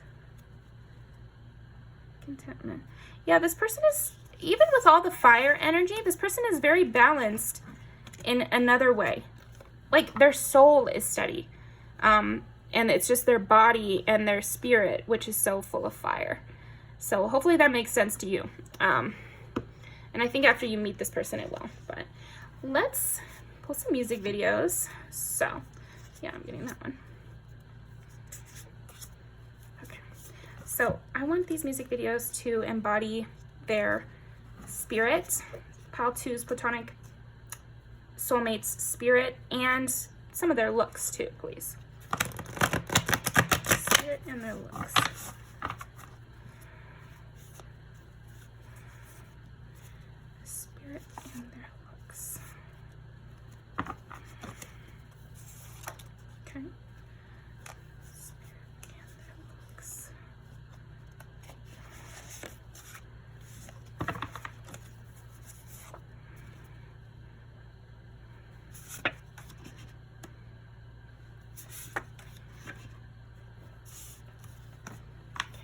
Just one from here. Bodies their spirit and their looks.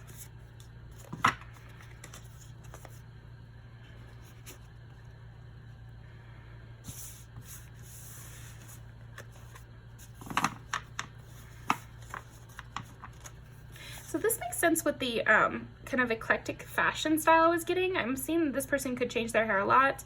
And dress really interesting, and I also think that this ties into what we were saying. It's like they're still into you. It doesn't matter how much you've changed. It doesn't matter what kind of new personality you've got now versus when they met you. It's, I'm still into you. That's it. This person might fight the power, you know. Even in this, there's all those cameras taking pictures of her and judging her every action and everything. And I feel like she does get this.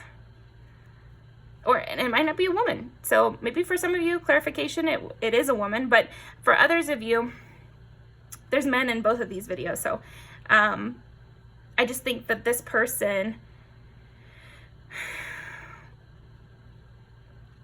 he gets a lot of people judging him or her, you know? They get a lot of people judging them. Like,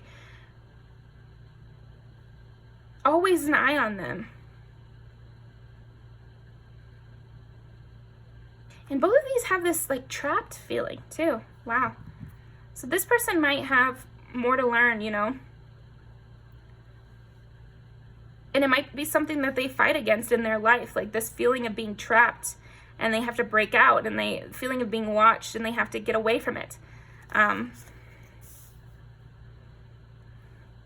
there's a sexuality to this person.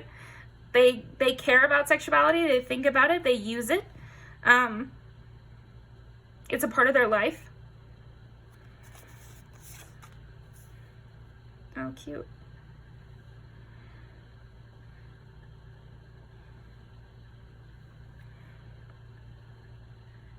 This person has, like I said, a rich internal world as well. There could be something about their sexuality. Either they're, bisexual, they're gay, or there's something about their sexuality. It doesn't have to be any of those things, but definitely their sexuality plays into their life a lot. They can be rude. They can be cold. They don't need anyone. They can piss people off like nobody else, really. And I don't think they mean to, but they can. And then sometimes they can mean to, and they do. They have a talent for pissing people off, on purpose and not. They have this kind of phrase I'm getting in my head. It's like, I might as well, I might as well just do whatever I want, because no matter what, somebody is going to have something to say about whatever I'm going to do. So I might as well do whatever I want. Yeah, they've definitely been hurt a lot before. They have this ride or die energy with a lot of people. So again, I see why you might get jealous from time to time. But yeah, just stay happy in the knowledge that you two do have a special, unique connection that no one else has with this person. I guarantee you. And you get the insight more than other people. Even this person's partner, I think, does not know the intricacies of their heart in the same way you do. There are parts of this person that you only know, and there might be parts of this person that their partner only knows. But there's something special about what you know. This person's a leader. This person doesn't suffer fools, like we said. This person could be approached by someone for money, and it's a joke. Because loyalty is way more important to them. Fun is way more important to them. Not being trapped is way more important than money to them. Yeah. They have a lot of, that could be another thing that's special about your relationship, is the unchanging nature. Because I feel like this person has a lot of ex-friends who've turned into enemies or fans, or just fallen off the track, can't keep up. This person gathers people around them like crazy, though. They are fun. They have a good time. Like, they know how to make friends. They know how to have a party. Again, with this creativity, too, because this is in the studio.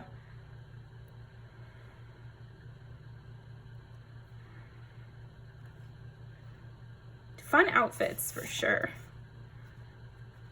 But this is the part of them that I feel like not a lot of people know, is this tomboy part, where it's like, you get to know the hidden things about them. You get to know their hidden motives, how they really feel. Because there's a lot of smoke and mirrors with the way this person interacts in their regular life, outside of you guys' relationship. They might have to really, again, put on a show, or tamper themselves down, depending on the scenario. But with you, they can be a lot more cold. They can be a lot more, this real part of them. All of it is real, but there's a deeper part of them that doesn't really care, or doesn't really understand the way other people exist in the world. But over time, they've had to learn how other people exist, and, fit themselves to work with that, because again, they have things they want to do. They like to live in the world. They like to be alive. So they have to learn how to interact with people. But I feel like they have this sense of just wanting to run the streets in a way, like not wanting to care about all these things. And you bring that out of them. And then press, yeah, well. Again, we get like some bisexuality or something in there. But again, relationships are important to this person. Betrayals and all sorts of things. And then everyone coming against them, and them having to be very defensive, them having to pull the gun. You know what I mean? They're the ones that pull the gun out, Dang. This person is very, very exciting. Lucky you. you've got such a cool platonic soulmate. Just don't forget that makes you pretty cool too, because soulmates are mutual. Soulmates are both ways. Yeah, I'll link these down below. Make sure to go check out Vri Evolution Tarot's video about your next committed partnership and when and where and everything like that. I'll be in the comments over there. But thank you so much for joining me, and I'll see you next time.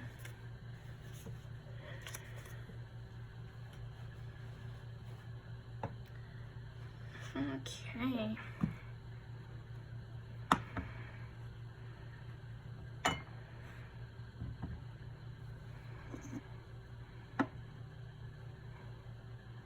All right, pile 3. So one thing I'm noticing about your platonic soulmate right away is that they might be clumsy. So it might be a way you can tell who they are. They're a little clumsy. They're a little... It's like they walk into a room and they accidentally knock over a tray, which knocks into someone else. It's like they always start like... It seems like tragedy or problems follow them in a way. And even this just caught fire, which it hardly ever does. Yeah. I feel like your platonic soulmate could really, yeah, it's like they trip and it causes a car crash a few miles away. Something about that. Interesting. Okay. Pile 3 is platonic soulmate. Tell me about him. Pile 3 is platonic soulmate. 10 is Capricorn. 1 is Aries. 2 is Taurus, and 7 is a Libra.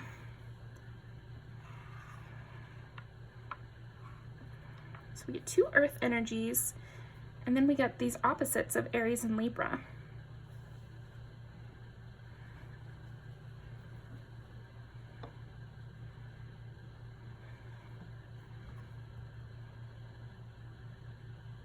It's kind of interesting with your person. Your platonic soulmate is interesting, pile 3. Because there's somebody who is very hardworking and very much salt of the earth type. But then at the same time, it's like they're a walking disaster. And I'm not meaning that in a negative way. It's like chaos seems to follow them, but they themselves are a very, you know, straight and narrow type of person.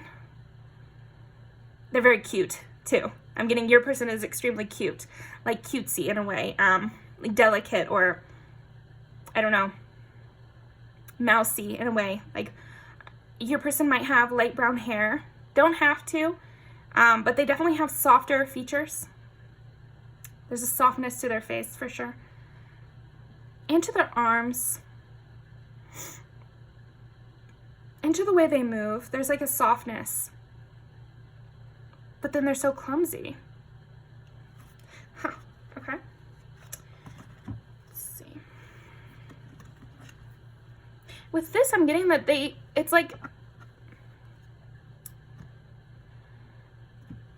they go to try to concede and they trip and stab the 2 other contestants and win. Magician, okay. This person has a balanced energy, for sure. There's someone who's intellectual, very of the world in a way. Like I feel like your platonic soulmate actually is more about nature and more about waking up and going to work, and they have their nice little coffee, and they might even be a tea person actually. They might not talk very much either. Your person might be kind of quiet. They stir controversy accidentally a lot. I don't know why that's so important to this person's personality, or maybe it's just like a way that you'll be able to recognize who this is, and that's why they're bringing it up so much. Lapis lazuli. This person goes through a lot of change over their lifetime that you bear witness to. But it's almost like it happens to them. Okay? But they're very, very smart, very, very intellectual. But it's like unseen forces interact with their life. And they don't even have to believe in that sort of thing. Although they may be religious, it could be, I'm seeing that as a possibility for your platonic soulmate, but they still are very practical in their approach to the world. So even if they do believe in religion, I don't see them bringing it up that often. I don't see them using it as a kind of excuse to why things are happening. They always try to look for the logical reason. They retrace their steps, that kind of energy. They can have ADHD. That's another thing. Okay.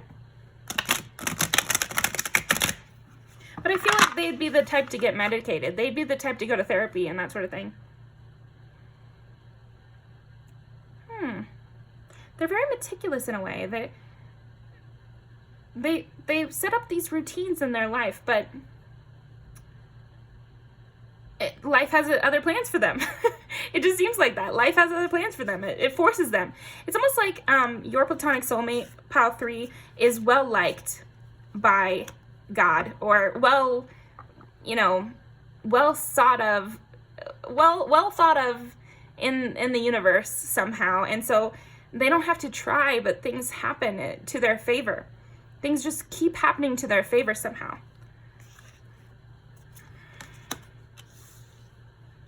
King of Cups. Okay, so this kind of makes sense with what we're saying. They view the world as chaos. Maybe that's what it is. I feel like maybe this person views the world as very chaotic, and they are the sole strong one in the middle dealing with it all, you know?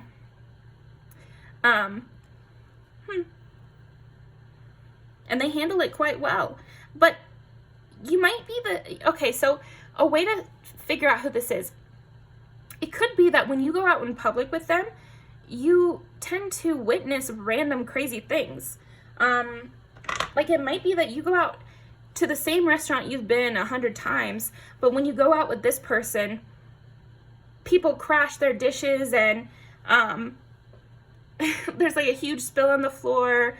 Somebody gets into a public fight, and it's like, I was just here, and this never happens. I never see this sort of thing unless I'm out with you. And I don't know. I'm getting the sense that it's like, this person is meant to see the world as chaos, and they are bringing a security to it. And so maybe that's why every time you're with them, that's not exactly how you're meant to view the world. So you get like an insight into how God kind of puts things in their place to teach this person something. Okay. This one wanted to come out earlier too.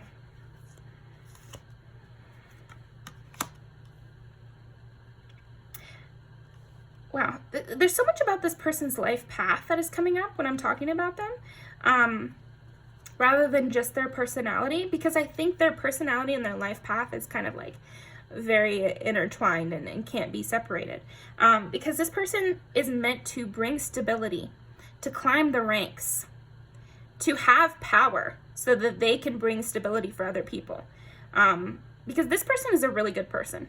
This person has an excellent reputation. This person is very diligent, hardworking, loyal, an excellent leader. And so they are meant to rise to the top because they can rise to the occasion for whatever happens. They can be a steward to others. And so it's just funny the way this reading is coming out versus the other two, but try not to focus on that. I just see that this person's life is laid out in a certain way. You might view this person as magical, and then they think of themselves as very, very practical. You see this person as somehow being in communication with the universe, because of the way things line up just perfectly for them, or line up in a very specific kind of crazy way.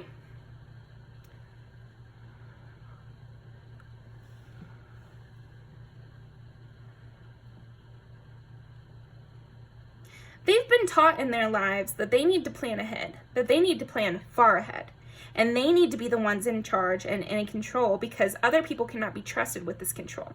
Other people misuse their power, and this person would not if given the chance. And so their role in the world or in their life is to seize power, even though they don't necessarily want it. This is giving reluctant leader to me. They have a lot of masculine energy. That doesn't mean they are a man, but I think they present in very manly ways in their environment. So take that as you will. These are all meant to be hints for you to find this person or to know who they are already in your life. So I think that'll help somehow.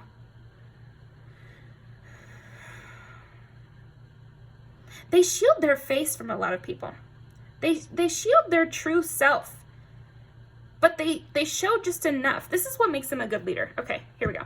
This is what makes them a good leader, because they shield their face, they shield their true motives and everything, but they show enough vulnerability to make their employees or family members or people beneath them or people in public feel safe. So this person reveals their emotional hand in a way, but actually is keeping themselves safe and is very practical.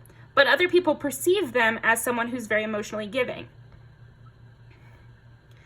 which is all part of the good leadership. You know, a good leader lets you know that they're not perfect, they've made mistakes, and so it's okay if you make mistakes as long as you improve from them. A good leader makes the people around them feel safe, because they let them know that they care, that they're not just a cold-hearted boss or patriarch or matriarch. They really do care, but at the end of the day, it's still their word is law.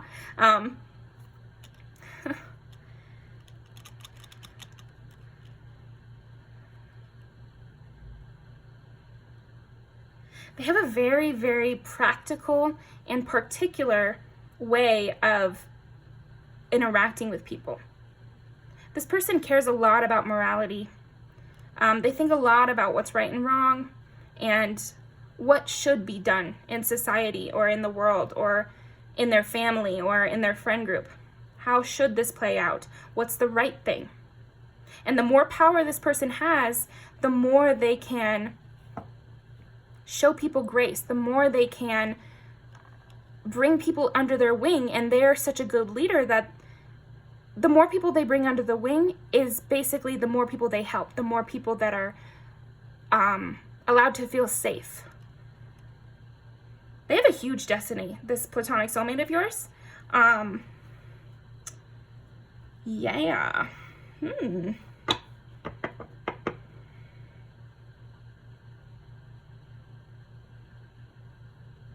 I need to see something, because with the way that this is going, yeah, I just need to see. We'll keep these out, but what makes this person Pile 3's platonic soulmate? What makes them soulmates? Okay, so we got hope and quick movement so far. What makes Pile 3 and their platonic soulmates? Like, what is connecting the two of these people? The truth. Okay. Okay. Okay. You agree with this person. I think what makes you guys soulmates is that you see this person's vision and you agree and you trust this person. You respect this person. And you might be someone who's incredibly discerning, Pile 3. You might be someone who's very particular, who doesn't trust many, will not be led easily unless you really respect the person. But you really respect this person, this platonic soulmate. I think they lead you in a certain way, because all platonic soulmates, and this is my opinion, but it's also the way I'm doing this reading, so it's relevant here. But my opinion is that platonic soulmates are going to be of the same yoke. Like, they have the same amount of power, maybe in different spheres, but they match up. You know, they're equal. They're on equal footing in some way. So the equal footing that the two of you have is your ideas about what's right and wrong, your ideas about what should be happening. And so you can really trust this person because, yeah, you respect the way they're coming at the world. You guys are very serious. You guys are so serious. It's so different from Paul too. So, Emperor, Ace of Swords. Wow. Yeah. You guys are so serious. I think you just must have just such a big purpose that it's like, it's game time. It's go time. Like the stakes are really high for you guys. I don't know if you guys write a book together or write a movie together, or let me think about a more reasonable thing you guys could do. Maybe you guys are family members, and so you guys are controlling how the whole family interacts with one another and how the whole family treats people and where your resources go.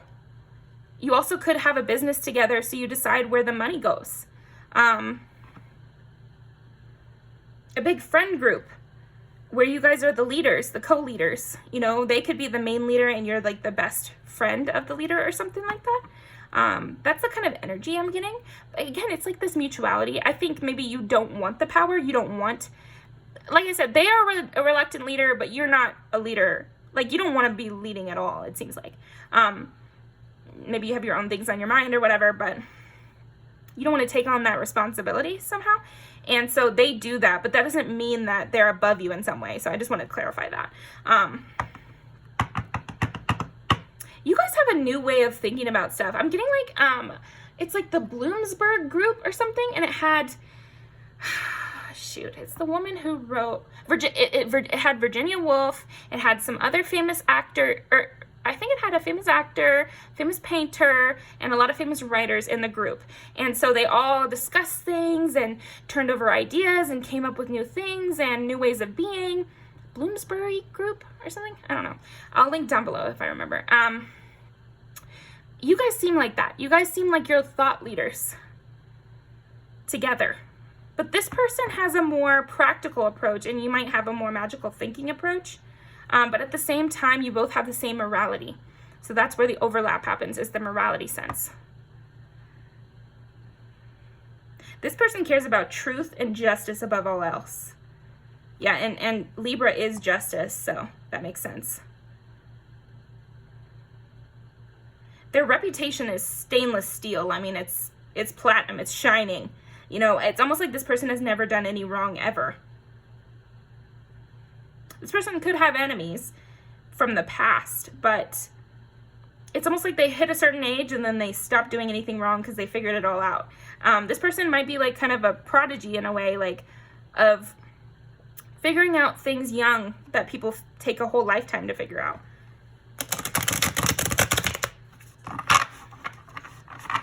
Clarify these for me. Two of Cups.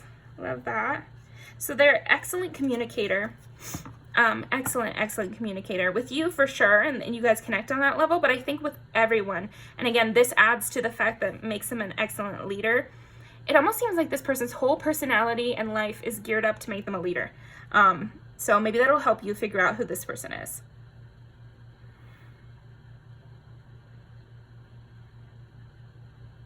They use their words, and this it makes sense with the conversation group I was getting. So maybe that's why you two are in each other's life, is to be a soundboard for one another, because this person uses words in order to make things happen. They need to talk it out in order to accomplish things. But they can't spread around their information to anybody because they're at a top leadership position of their life or in the world. And it could be they don't even have physical power yet, but they're so geared towards it that it's inevitable that it'll happen. They have a lot of passion for this too. They have a passion for interpersonal relations and what's right, and I don't know. This person seems to have a cause. So I don't know if it's curing world hunger or could be unionizing the world. It could be, yeah, but it's giving like communist or like anti-racist, anti-fascist kind of thing, or everyone deserves clean drinking water. They could be really proponent for literacy. They could help the homeless or something. they have some sort of platform that they care about. It could be several even. What it adds up to is the view of the world, but they could have one favorite cause, which they are very passionate about. They could get into long discussions. This is giving politician to me. This person could definitely be a politician. And if they're not a true politician, in job title, they are a politician interpersonally in their life right now. Yes, see? They have to deal with a lot of drama in this lifetime. And drama is kind of a small word for what they have to deal with, honestly. Because I'm seeing they have to endure betrayals, endure people being mad that they've won. They've had to endure leaving people behind. It's giving what, with great power comes great responsibility. And really think about that phrase, because it's true. And this person has a lot of power. And so they might feel the burden of it on their shoulders. What is that famous statue with the guy, he's holding the world on his shoulders? Atlas. It's a statue of Atlas, and he's holding the world on his shoulders. And that's what this platonic soulmate of yours feels like often.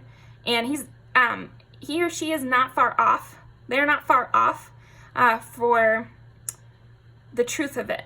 And I think you'll see this. You'll start to notice synchronicities. This person won't notice as much because they're always living themselves. They're always living their own life, They're never without themselves. But when you are around this person, you're going to notice that things seem intense. Or, like I said, you might see dramatic events unfold when you're with them, and almost never when you're not with them. And it might start to seem weird to you. But I just feel like it's a part of this person's life path to see the darkness in the world or see the problems in the world so that they feel action-oriented in order to fix it somehow, or to get involved and make things right, set things right. It's almost like their purpose is to set the world right in some direction, And people can do that in a lot of different ways, right? People can, write a book like The Alchemist, for example, that could influence a lot of people down the road, for a long, long time, or a movie that, again, could influence a lot of people. Or they could literally be in control of other people's lives, like being a boss or being a politician, where they create things that have a long-lasting impact on others. I don't know. Yeah, they have a big purpose.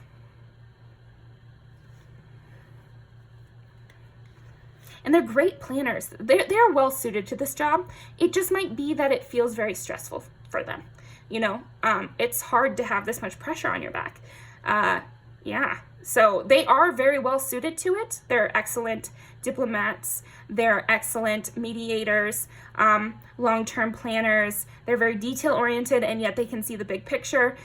So again, they have a lot of things towards their advantage. Their EQ is very high. But that doesn't mean it's not hard. They will succeed. They will be victorious in this long-term plan. But it does feel like it's a struggle. Yeah, okay, there we go. That's kind of what I was wondering. I was like, where do you come in here? Because I think you provide a lot of sense of hope for this person. This person is very much in the mud, and they have to be. That's part of their life mission, I guess, is to be in the mud, get down and dirty, and fix some things. Get their hands dirty and fix some things about this world.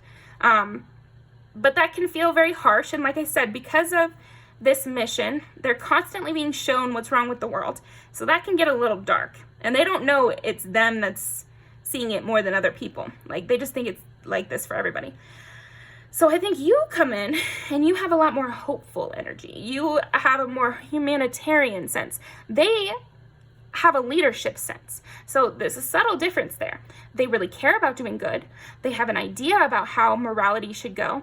But sometimes they can get mad at other human beings, because it's like, why aren't you doing it the right way? Why are you being like this? And you can come in and be like, okay, they don't know, let's just help them out. Not everyone has as much power as you and I. So why not help the powerless? And you bring in that kind of more humanist vibe. And you also bring in a lot of fun. You tell them, okay, every emperor even needs a day off. Like, every boss needs a day off so they can cool off, they can enjoy life, have fun. You bring a sense of fun to this person. You bring a sense of lightheartedness, even like with this coloring here. We didn't get a lot of that with them. They're very deep in an earthy way, different than, well, I think there's lots of layers to them, but anyway, you have a more like, it's not gonna matter if we just get drunk. Like, the world won't end, I promise you. So you expand this person a little bit because you're like, okay, I know everything seems very intense, but that doesn't mean that the worst thing that can happen always does happen. It's not like that. It's actually more spontaneous than that. It's not always gonna end in disaster. But again, it can feel like that to this person sometimes. Okay.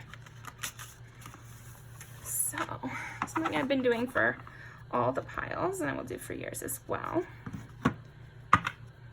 Yeah, I think you also serve as a wish fulfillment for this person, and you help this person to wish bigger, you know? And to be optimistic. You bring in the optimistic lens. So first we're going to see, what does this person like about you? What does this person like or love about our pile 3, their platonic soulmates? You have a bigger vision. Yeah, this person is so serious. But they seriously love you. They seriously think you see things clearly, and you're someone they can actually trust. And oh my gosh, okay, so I have another person on my team who's actually going to support me no matter what. They feel very good about that. They feel like you guys share a strength and fortitude that allows you guys to have a lot in common. Because I feel like this person has a lot more strength and longevity and ability to plan, but it's more than that. This person, this platonic soulmate of yours, has a lot of energy to accomplish their tasks and a drive as well. And a lot of people they meet, they sometimes feel like those people don't have enough drive. Those people don't care about anything. Those people are not, how can they not see how important this is? That's the kind of thoughts that your platonic soulmate has about some people. It's like, how can they not be kicked into action? How can they not want to try to change this? But one thing we could wish for this person is that they understand that everyone has a different path, and that their path is to know that and to be kicked into action. But just because someone else is not, that doesn't mean they're off path, you know? Yeah, just a side thing. But something they love about you is how you can accomplish tasks. You can see things to their end, and they really relate to that. Okay, what else do they love? Once again, it's like you guys work really well together. They feel like they can rely on you. They feel like working with you is easy. They don't have to over-explain things. You're intelligent and hardworking enough, and you have the creative vision like they do. I feel like the two of you actually have a lot in common, except you don't want to be a leader, and you're not being pushed to by the universe. You guys also make each other laugh and have a really good sense of, it's like going tit for tat almost in conversation. Because like I said, this person has a really high EQ, and they have that Libra sense of being able to talk and use their words to get something done. And you have that too, but in a different way. And so you guys, when you guys get in a conversation, it's super fun because you guys are coming at it from different angles, but you both can keep up with each other. I feel like they also love, okay, this matches perfectly what I was going to say. You have totally different interests than them. You guys have the same sense of morality, but you bring in a spice. Like maybe you're more interested in art than they are, or you're more interested in TV shows or books. I'm getting a lot of media. Maybe you are like the social media person who actually watches YouTube videos and gets on Instagram and TikTok and knows about the world and what's happening. And they're more of the Reddit or reading books that are written like 20 years ago, or I don't know, stuff like that, like nonfiction. They seem like a nonfiction person and you're more of the fiction person. So you both bring each other something interesting to talk about because you don't overlap that much. Is this Lovers? Yeah, it is Lovers.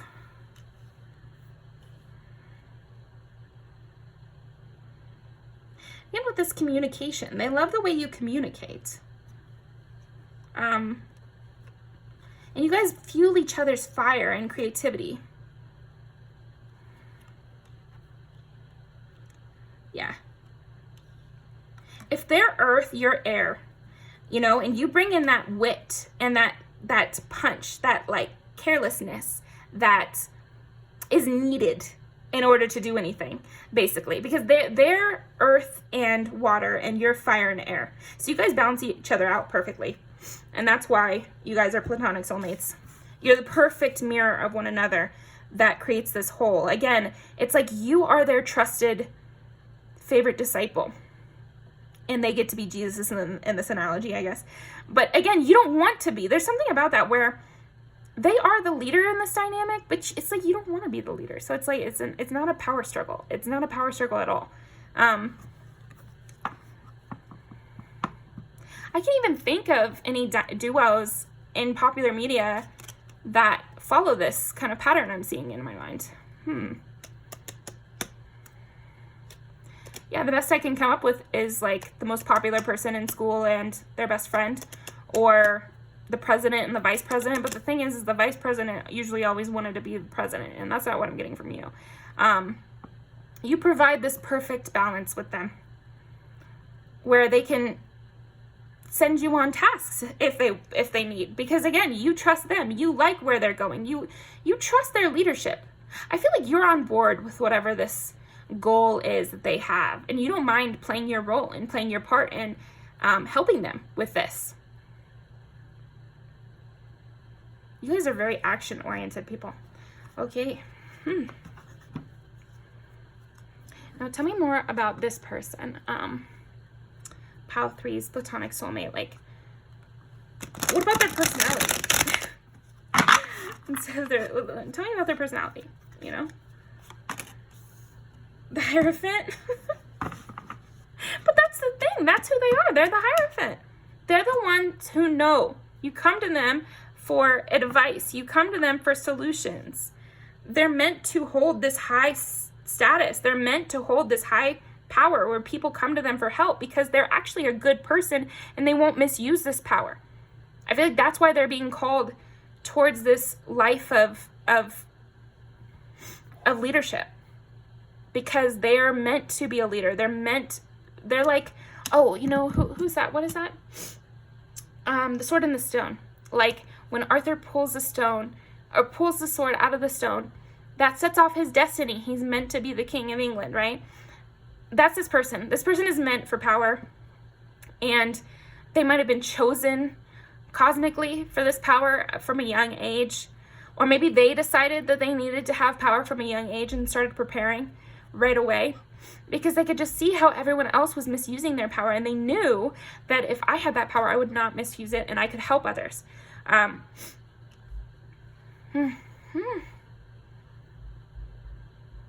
That's their personality, is the Hierophant? Yeah, I think another good thing about you guys' dynamic is that you kind of, you take the shit, you know, or what is that? That's the wrong phrase. You take the piss is what it's called. Take the piss is what I'm thinking of, which is like you kind of make fun of them in a way, and that helps bring them down to earth and be like, okay, I'm not better than everyone. I'm just a leader, you know, and it helps them because you kind of make fun of them and you're like, oh, so serious, or I don't know. There's something of that dynamic that helps this whole relationship. It keeps them in check, but it doesn't degrade their power. You're not bringing them down. You're just teasing them, and they can sense that. But they need that lighted-hearted energy, or else they get too serious and they get too mad at the world. I think part of their journey is making sure they stay centered, because the more power they get, the more bad people they'll be able to see. They'll be able to see more bad people because they're in this high status. So they need to remember that that doesn't make it everybody. There's still people worth saving and worth protecting and worth sticking up for. It's just that because they have this power, they're not going to be seeing those people that much. They're not going to be seeing the people that they're protecting. They're going to be dealing with enemies a lot. And so that might hurt their sense of, who am I fighting for? What am I fighting for? And I feel like you come in and you remind them what they're fighting for. There's people like Pile 3 out there that... There's people like Pile 3 out there that deserve protection, that deserve a good judge, that deserve people who are not corrupt. Corruption is this person's enemy. Your platonic soulmate is quite serious, but I think with good cause, Pile 3. Okay, more about this person's personality. We get 5 of Swords. They're always winning. So like I said, I feel like the universe really does conspire in their favor, as well as they have tools that make it easy for them to win. And again, I think that's why the two of you work so well, is that you don't want to compete with this person. You don't care to. Because if you did, in some alternate universe, they would win, and then they would feel like, oh, now I've messed up our relationship, and we can't be friends anymore because I've overpowered this person or something. Not saying that that is going to happen or anything like that. This is just a false scenario, which wouldn't work. Like, I feel like a platonic soulmate for this person almost has to be like you, like someone who doesn't want power, because this person is destined for power. So, yeah, I don't know. There's something about that. This person is destined to have all the power in the room. And so their platonic soulmate has to be someone who is not trying to steal their position or undermine them. And you are not in any way. You don't care. You seem like a jester type. So that's really cool. They need that jester to come in and, you know, put them in their place a little bit so they can move on and still be a good leader. It's so funny because this person's personality cards are like the same as the life path thing I was getting. This person is a planner. This person is a winner, but they feel bad about winning. They wish they didn't need to overpower others, but people keep misusing their power. So then they have to overpower them. They have no choice.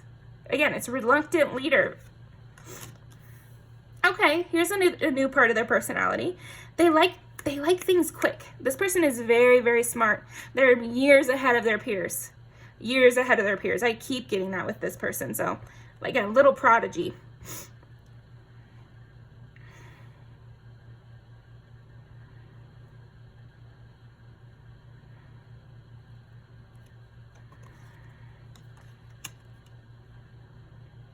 Two 8s here. And the Hierophant is Taurus too, so double Taurus. Some Scorpio, just because I'm feeling that.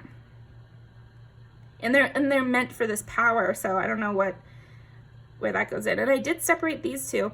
Oh, and 10 minus 2 is 8. 1 plus 7 is 8. And then I get 2 8s here.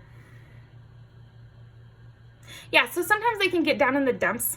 Again, it's like they can start to get kind of defeatist or pessimistic about the world. But you're a person who can remind them that that's their path, you know? They have to see what's wrong so they can fix it.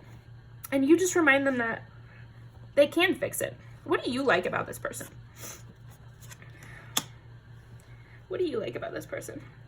You love that this person seems to have some sort of, you know, handout from God or like this lucky streak in a way. I feel like it gives you a sense of peace to see someone have a purpose. And this person definitely has a purpose. What do you love about this person? You love the way they see things. They see things in such a clear view. You feel like this person sees things the way no one else does, in this ascended way. And again, I feel you talking about it in a very spiritual way and them talking about it in a very matter-of-fact kind of way. But from your perspective, this person is an ascended master. This person is on a direct mission from God. And that's what it seems to you when you watch this person's life play out. And you love that. You love to watch because it's like, it's very exciting, but it's also, it's exciting, it's exhilarating, but it's also peaceful to you. It makes you believe that there's a purpose in the world, or that there's somebody out there in the universe trying to fight for good because they made your platonic soulmate, and they gave this purpose to your platonic soulmate. Or even take out the religious part of it or the spiritual part of it, and just, you're thankful that this person exists. You're thankful that people like this person exist, who care about morality, who want to provide a better world for the rest of us, who are reluctant leaders. It's almost like maybe you didn't believe those kind of people existed anymore, and then you met this person, and they restarted your hope in the world, and so you return the favor a lot with them. They don't know that you feel a lot better about the world because they exist, and then they feel a lot better about the world because you remind them that everything's not so serious. Like, come on.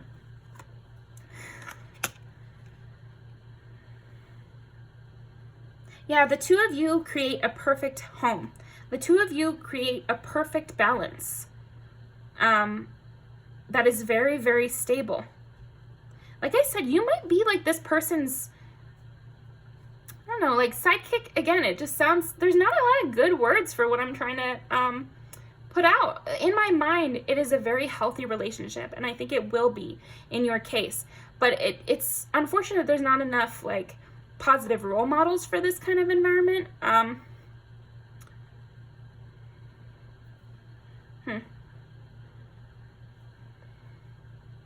But yeah, it's like you are this person's vice president, you are this person's co-host, who helps them achieve these goals that they want to achieve. But again, you're not taking the power role, you're not taking the planner role, you're just helping. But your help is so evenly matched to theirs. It's very much yin and yang kind of energy, like completing the half, which will allow this person to accomplish their goals. Yeah, it's you see what they don't see, and they see what you don't see. So whenever one of you is blindfolded, the other one sees perfectly clear. So together you can accomplish any goal. What does a person do for pile 3? Why does, what is pile 3 getting from this? You just have this sense with your intuition that you're supposed to be around this person. I feel like it's not so clear as day, like why you're enjoying this setup. I think this person questions it sometimes. They're like, why do they support me? Like it warms their heart, and they love it, and they try not to question it, but sometimes they're like, why does this person support me so much, you know? So we got the High Priestess and the Sun. Yeah, I just feel like you're following your truth, and your truth is to follow this person. Very interesting. Very, very interesting. I want to see from your perspective. There's a blockage there.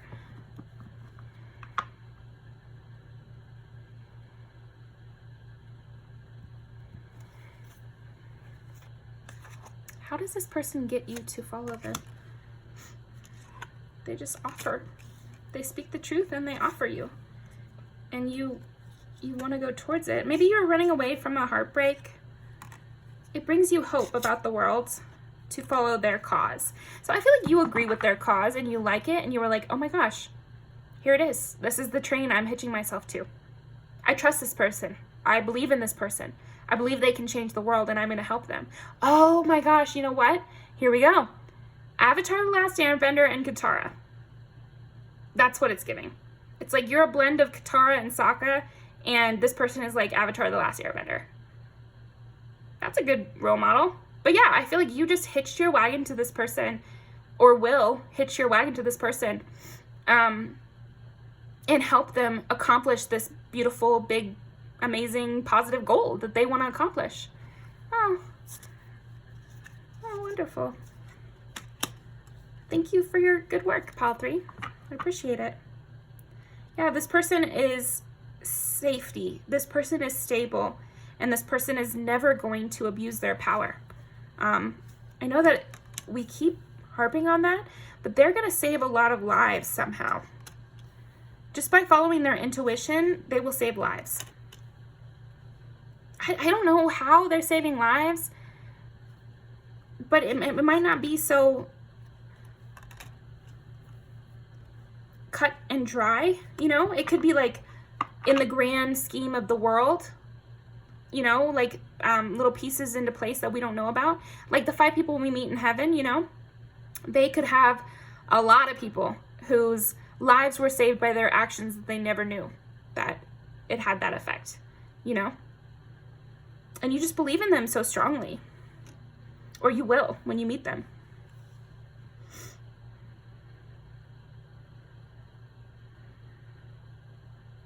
I feel like you give them the confidence to keep going too. Again, sometimes this person gets stuck in their head like, do I just have a big ego? Do I just think that I'm better than everyone else and that's why I'm doing this? And should I just give up and not be a leader? Because nobody really needs me and nobody really cares and nobody really needs my protection anyway, and I should just give up, I'm being stupid. And you talk them off that ledge. And you let them know, no, keep going. You give them that fire to keep going. And they restore your faith in humanity and the world, you know? So it's very mutual. It's very, very mutual. I feel like you will see the benefit of this kind of peace on earth they want to create, you know? And even if it's a small, just a family or a friend group or something, but it's a beautiful thing, whatever you're going to witness between the two of you. You guys both, I feel like you are a part, like your mission is interwoven with this person's mission because you're meant to support them. I think you have a personal journey too, sure, but a big part of your mission is to support this person and join. It's like you guys' missions are the one and the same, and you're helping each other to reach the same destination. Whew, very metaphysical reading for you, Pal 3. Let's end off with some music videos. So tell me, okay.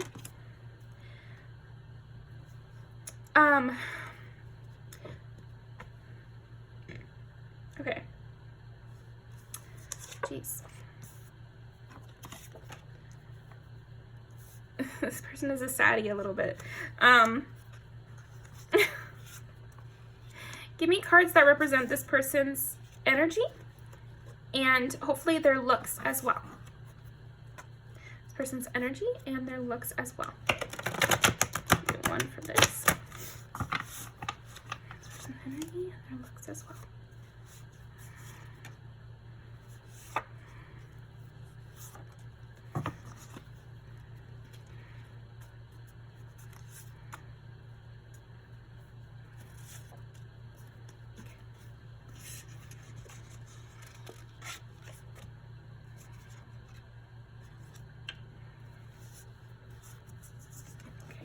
Show me this person's energy and their looks as well.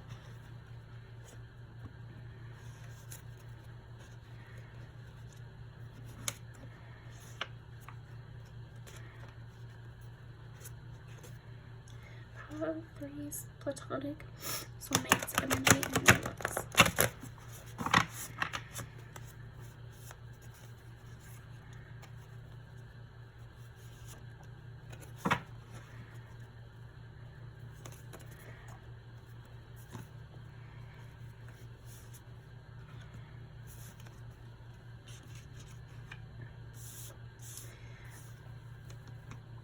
This person is sensitive. Deep down, this person is very sensitive. I think maybe this will be something that only you see from this person. Only you and their significant other, you know, like it's just the two of you who see that this person is actually very sensitive and delicate in a way. It's so funny because this person has a major amount of strength, which they were allotted, but deep down they're very hurt by the world sometimes, and they can be downtrodden about the way people choose to act. Really upsets them at times.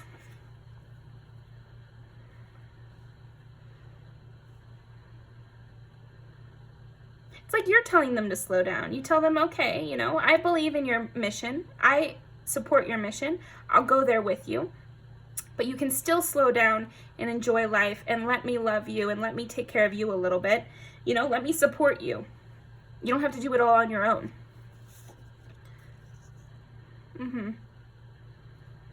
This person's cool as hell too.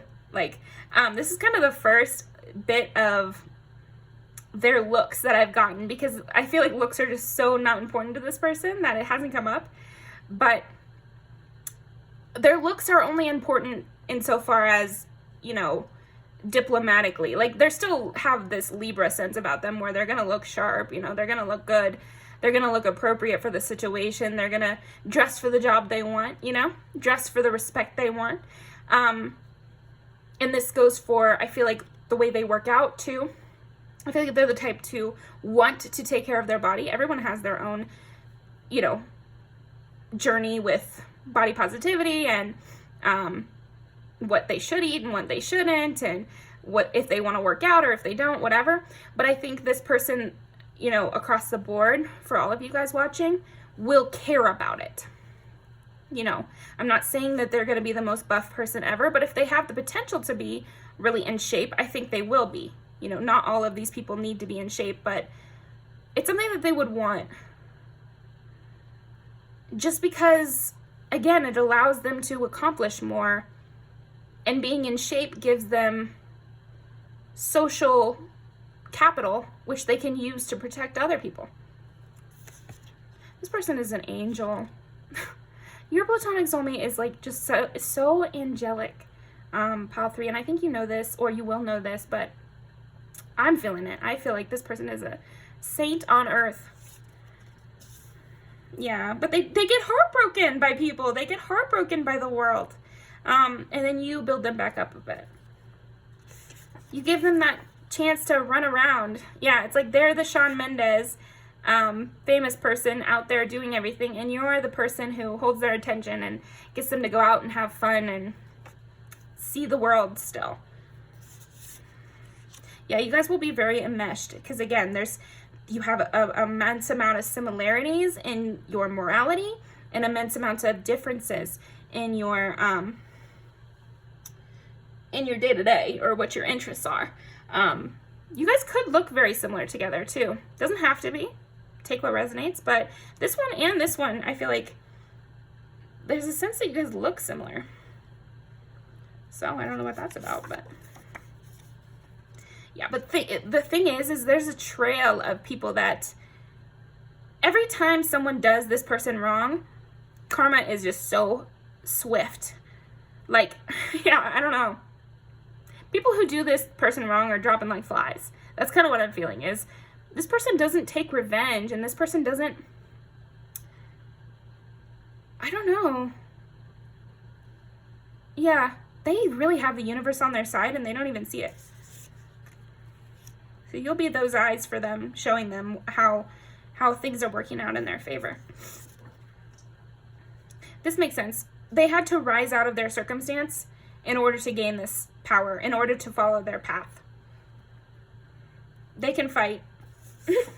Again, it's kind of like I'm feeling like, you know, some of you will have everything else be the same, but maybe they have a handicap of some kind, and this is going to help them on their path, because maybe they're helping other people who are handicapped, or maybe they're helping other people who are overweight, for example, or I don't know, like have some sort of physical problem, like a sickness or something like that. So that would be one part of you guys. But the other part of you guys, I feel like, uses physical strength to their advantage in this leadership role. And is on a goal to have a lot of physical strength. This person could definitely be a gym person, like somebody who goes to the gym a lot, or has a very physical hobby of some kind, which helps them get out a lot of this energy. If you know this person already and they don't have a physical hobby and they are capable of having a physical hobby, I would encourage it. I would encourage it with them, because it would be a great outlet for them. Again, not everyone can, so, you know, apply to your situation. But so many blue songs, which are my sad songs. Yeah, it's like they constantly feel drawn towards people, to protect people, to do what's right. They have this innate knowing of what's right and what's wrong, and they see the wrong in the world so clearly that it hurts them, and that they feel they have to change it, but they feel unable to stop themselves from chasing morality and chasing creating good in the world. And they need to stop fighting against it and just go towards it. But they can only do that with the support of people around them, because they actually are such a sweet baby. And they need support, because they get really downtrodden, and we need them strong. We, as in, like, people as a collective, we need this person to be strong, because they're going to do some really great things.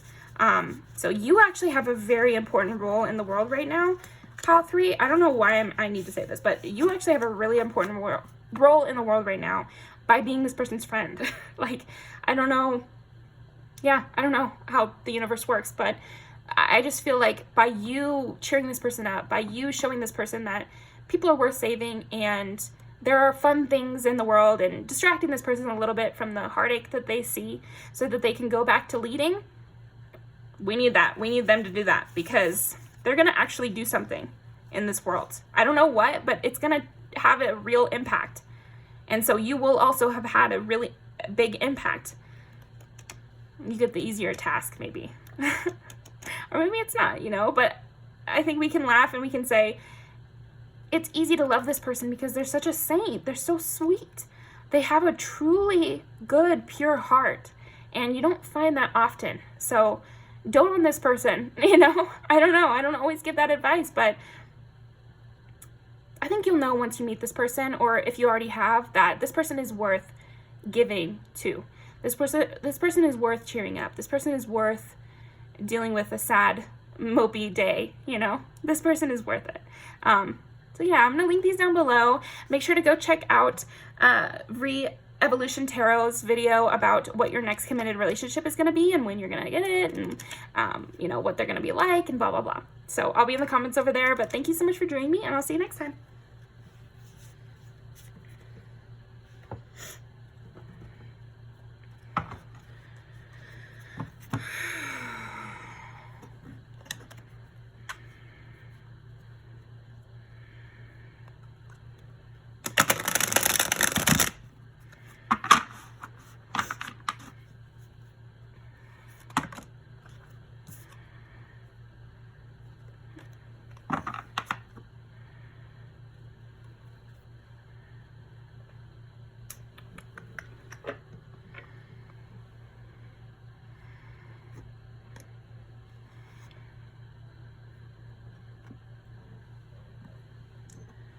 All right.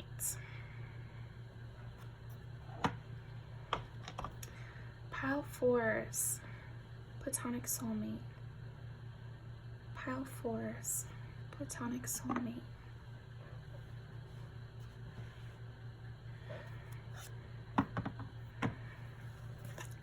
Hello, Pile 4.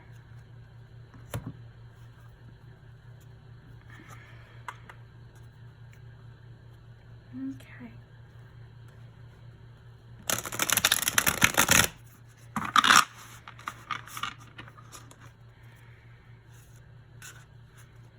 Tell me about Pile 4's platonic soulmate.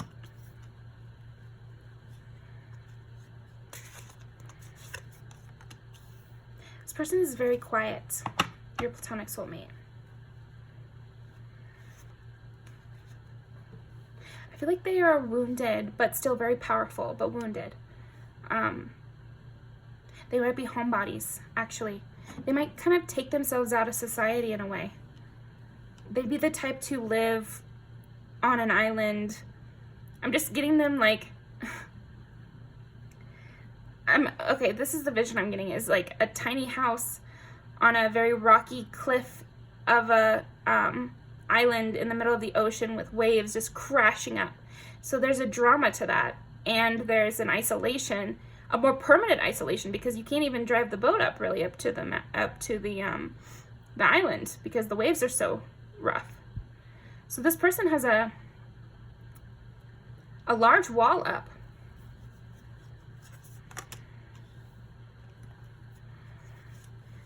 more about this person. Power force, platonic soulmate.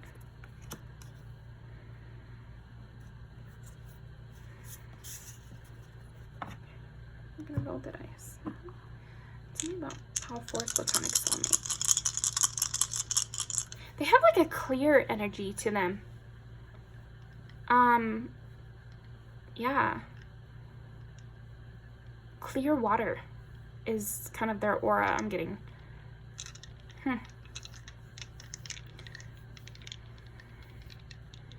They keep themselves clear of any influence or adjustment. So this could be a person who doesn't drink or smoke or eat dairy, you know. It could be that this person has some sort of dietary restrictions or some sort of life restrictions in some way with what they consume. Several different ways I could view that. Like I said, this person could have like maybe a lot of allergies and they don't eat a lot of things. This person also could be like a vegetarian and they never eat meat, or they could be a vegan and go even further, right? There's something in the energy that cultivates this restriction to a positive end, but it's like there's something about that. They could be celibate, maybe. They don't have to be, but these are just examples.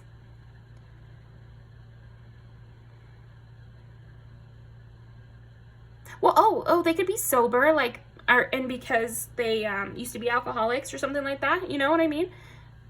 That could definitely make sense with what I'm feeling. They keep their energy really clean, and it could be because they had a really hard time in the past. Because we did get the Knight of Wands, which is the wounded warrior, you know, the healing person, somebody with this wall of roses back here.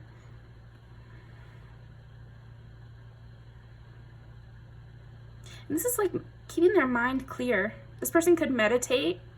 They definitely don't mind silence. This person definitely, you could not win in a staring contest against this person. I'm getting in there. This person is so clear and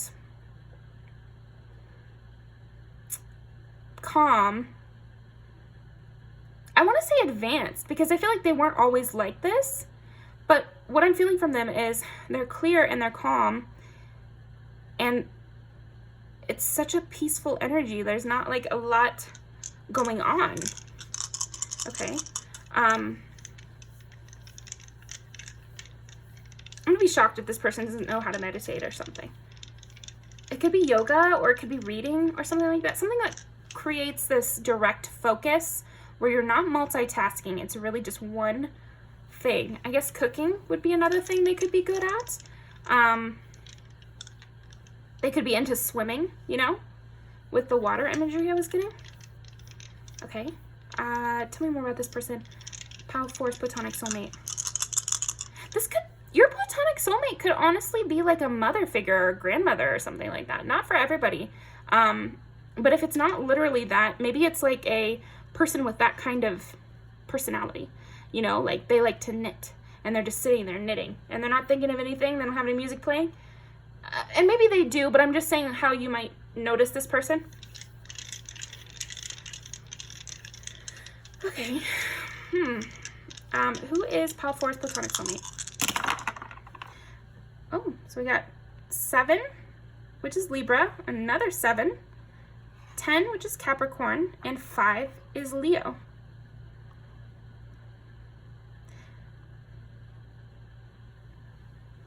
It's funny because I'm getting that the role this person has in your life plays a part into you guys' relationship. So maybe your platonic soulmate could be your child.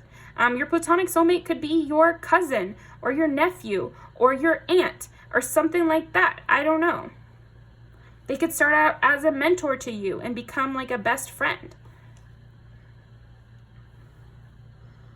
But it doesn't have to be that. This person could be the same age as you and not related to you.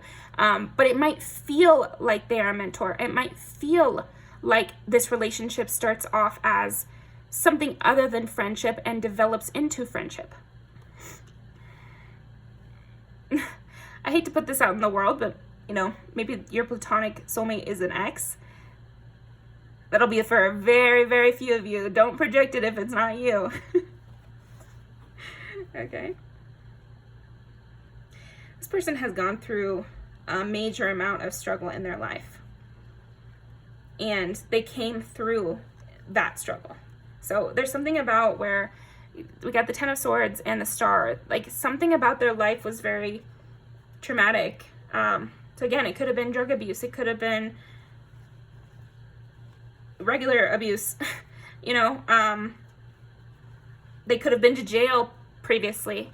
There's something big, though. Something really big. Like, I think a key part of this platonic soulmate's life that will help you know who this is that they went through a major trauma of some kind. Maybe a car crash that severed their legs or something, you know, like something extreme. If you already know this person, you'll know the story. But if you don't know this person, that can be a way that you figure out, is this person from this reading? Because they definitely have some sort of very traumatic story.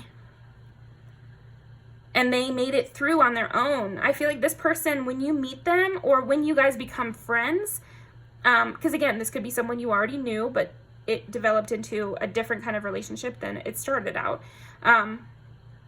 But when you actually become friends, they will have already passed through some sort of major test, major life event, major trauma, and they made it through with their own inner guiding light. They really made it through alone.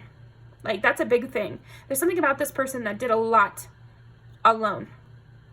Yeah, because I'm also getting this idea of, like, this person and you being different ages. It doesn't have to be, but it feels like that. So if it's not literally, then it's energetically. But let me continue on this literally path.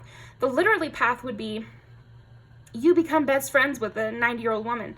And you learn about her life story, and she teaches you a lot, and you provide her a lot of comfort. So a platonic soulmate is always going to have an equal hand. But at first, it might feel like they're teaching you more than you are able to give to them. But maybe you're just providing company to them. Whew. Yeah, I'm getting all these book references, you know, like when you go out and you meet your mentor, and by the end of your mentor's life, you guys became friends, and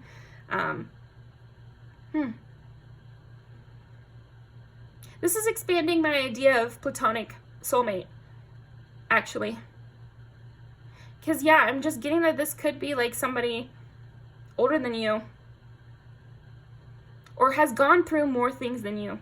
And a lot of times in my mind, I'm thinking platonic soulmate is somebody who's going to be equally yoked. You guys are on the same page, same footing, same amount of power. But I think that it's still going to be some amount of power, but it'll be in a different way. Because I think this person has, like I said, they've gone through something. I don't know. They have a lot of insight to give because of this huge trial.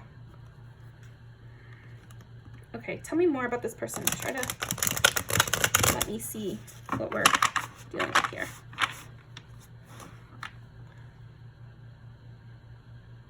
Wish I could think of more books. It's like it's right in the back of my mind, but I can't think of the names of anybody.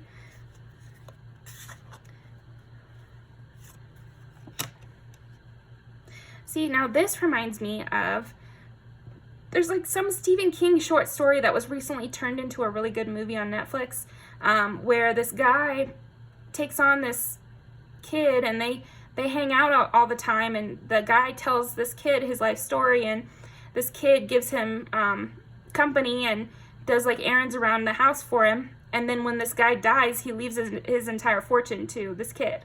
And that's the kind of energy I'm getting with you and your platonic soulmate, which is very different. Very, very different. Okay.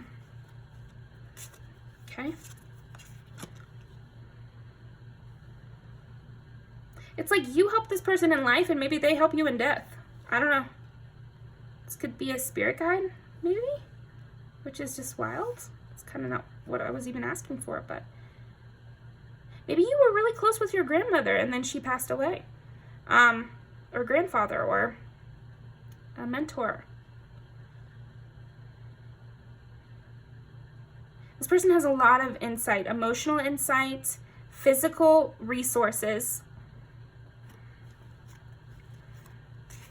This could be someone wealthy as well. Your platonic soulmate's wealthy. That's, you know, lucky for you. Yeah, see, Hermit? It was inevitable that we would get Hermit, right? With the first description of that person on the ocean house with the waves crashing and everything. It's also making me think of the Baudelaires from A Series of Unfortunate Events, when they went to go to that aunt's house who had the lake house on the water, and it falls into the water at the end, and but as if this person was better, you know? This person has definitely hermited away from the world. It's almost like you are their only contact with the outside world. And if it's not literal, then it's figurative. I think a lot of things between the two of you is figurative or metaphorical.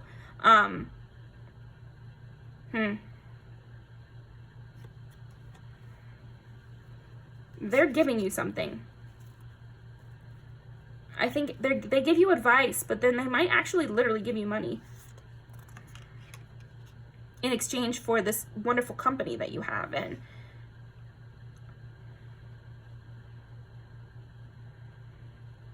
no, I need more clarity on that. Yeah, they give advice. They definitely give advice. It's like they're giving little nuggets of wisdom from all that they've learned from their journeys in their life. But I see that this person is at the end of their journey and you're more towards the beginning. And so they're showing you what they've already learned. They're a little bit cryptic. I can see that. Yeah, they're definitely a bit cryptic. They can even be harsh at times, but they're very loving. They definitely favor you among other people. And they like your attention. That's another thing. This person will like your attention, even if they pretend to be kind of crotchety. So let's pretend this is a friend and not a mentor. I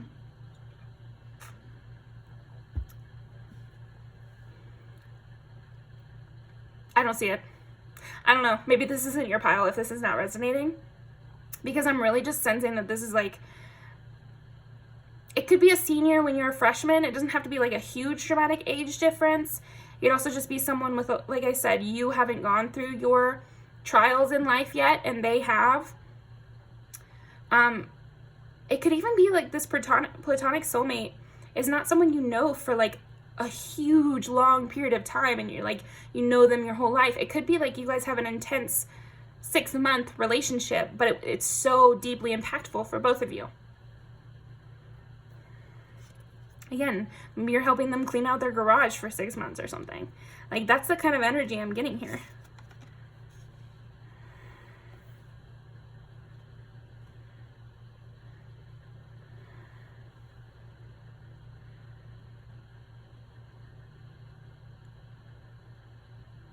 The main purpose of this relationship seems to be to impart knowledge to you. Giving these little nuggets of understanding. And the main purpose the other way is this person wanted someone to listen to them. This person, because we do have Leo here and Libra. This person didn't have, maybe this person doesn't have any, you know, their kids don't care about them or something. Or they never had any. Yeah. They've endured a lot of loss, including children, including romantic partners, loved ones. And they get to tell you their story. And that's a big deal, you know? This is someone who tells you their story, and you learn a lot for your coming journeys, and they gain peace because they were able to offload their life story to someone.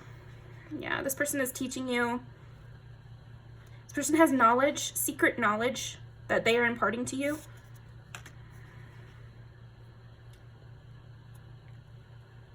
And the two of you have fun together too, because that's something that happens in that Stephen King movie. I'll see if I can insert the trailer or something. The two of them enjoy each other's company. So there's something about that. Even though you guys have major age differences or background differences or whatever, you guys have a lot of fun together, even if sometimes they turn cold, because it's almost like they have PTSD or something. But you provide them a little bit of fun every once in a while that overall lifts their spirits. Yeah, they go back and forth. Maybe they're not even lucid. This could be somebody with Alzheimer's, or like maybe later on in you guys' relationship they will have Alzheimer's, and so they won't remember certain things, or you'll be kind of their memory keeper. This is so different than, this person has so many burdens, and this is the personality of someone older, because as we get older, we discover all different sides of ourselves, so then the energy reads differently. Like when I read for older people, it's not so clear. The personalities, you know, they go in and out in a way, because you learn so many different things about yourself that having one personality trait is not, you can be all types of ways, because you've lived a lot of different scenarios. So that's what I'm seeing from this person. But a big thing that they still struggle with is holding on to all their sorrows, holding on to all these burdens that are no longer present in their lives, but they're present in their minds and hearts. And so you alleviate a lot of that, and you might gain monetarily from it. Yeah, Wheel of Fortune. It's like this just happens randomly, and you meet this person and it changes your whole life. And so, you know, people have multiple soulmates. So kind of the reason I was coming at this reading was more like who's your platonic soulmate, like your best friend forever, or your favorite cousin, or, you know, something like that. But with you, I'm seeing more, this is like a very impactful relationship that changes the course of your life and helps this person seal a chapter for themselves. Yeah, there's a lot hidden here. I think you will discover a lot hidden about them. It's like this person also has secrets. Maybe they, I don't know. Are you a nurse or something? And maybe you're taking care of the elderly, and you sit and talk with this person occasionally, and they divulge secrets to you. Don't take that if you don't need to, you know? But this reading is platonic soulmates, so maybe you're meant to hear what they have to say, but, yeah, just use your discernment. But it's quite possible that this person has secrets, like actual bad secrets, that they divulge to you. And in return, they give you something. But it could just be wisdom. It could just be wisdom. I am getting money or property or something, but it also could just be wisdom that you take with you the rest of your life. This is kind of crazy. This reading is very interesting. Like for you specifically, Pile 4.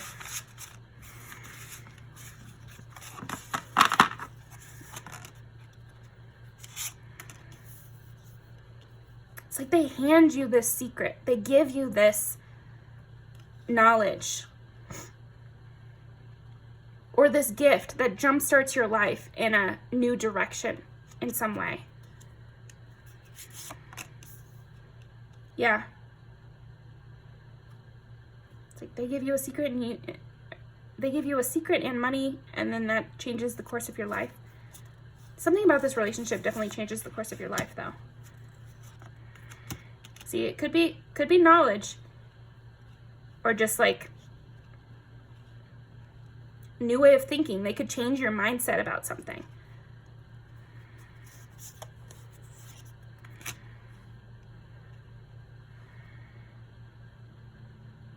Or they could give you a job, you know? They could give you a job. So this could be a boss, too. A boss who definitely crosses the boundary of, boss-employee relationships. But this is life. That happens sometimes, you know?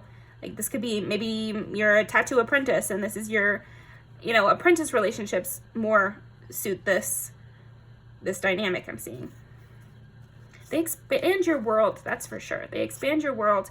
Maybe this is somebody you met in your past. Maybe this is somebody you met when you were a child. And they told you things and they showed you things like further than your advancement. You know, they told you things that helped you grow up more quickly. And it somehow changed, again, it somehow changed the trajectory of your life, and you think back on them. Well, you helped them too. So maybe that's why we needed to have this message, but you were important to them as well. It was a mutual giving. And maybe this is coming up, if this is a past scenario, some of you, it's going to be a future or a current, but if this is a past scenario, and maybe this person has already passed on, for example, maybe this is coming up so that you rethink what they told you and kind of turn that over in your mind, write it down, and think about it again and how that information that I told you then, which was useful to you then, maybe it could be useful again to you now. This is so weird.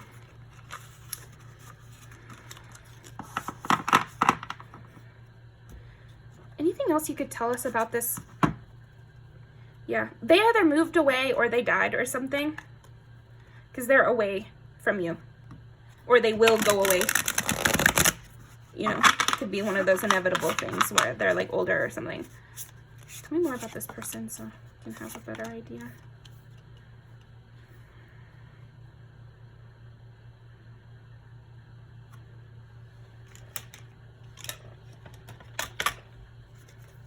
They sent you down a path of learning in some way, or they will.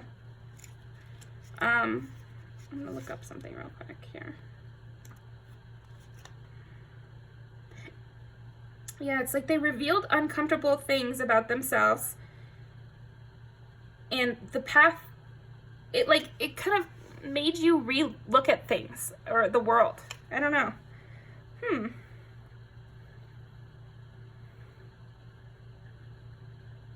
Ooh, okay, so this might be something you need to investigate further. Maybe your platonic soulmate is an ancestor or like a grandma that you knew briefly, but you can go research her. Ask the family about her or him or, you know, whoever this is. I think that the reason this is coming up is that you need to do more research about this person if they're out of your life. And even if they're in your life, I think it's time to investigate this relationship deeper and this person deeper, because it's going to teach you something. You're supposed to. You're supposed to learn something from it. It's going to set you down another path. 2 is Taurus. And again, that gives me like a family idea.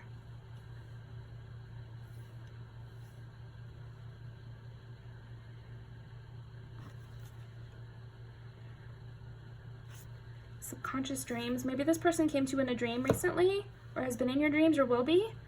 You want to really analyze those dreams.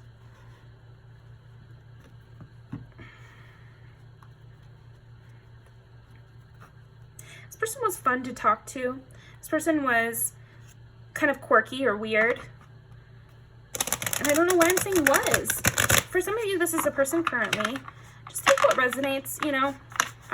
Because I'm reading for quite a few people, and a relationship like this, it's inevitable that some of you, it'll be in the past tense, and it's inevitable that some of you, eventually this person will pass on before you.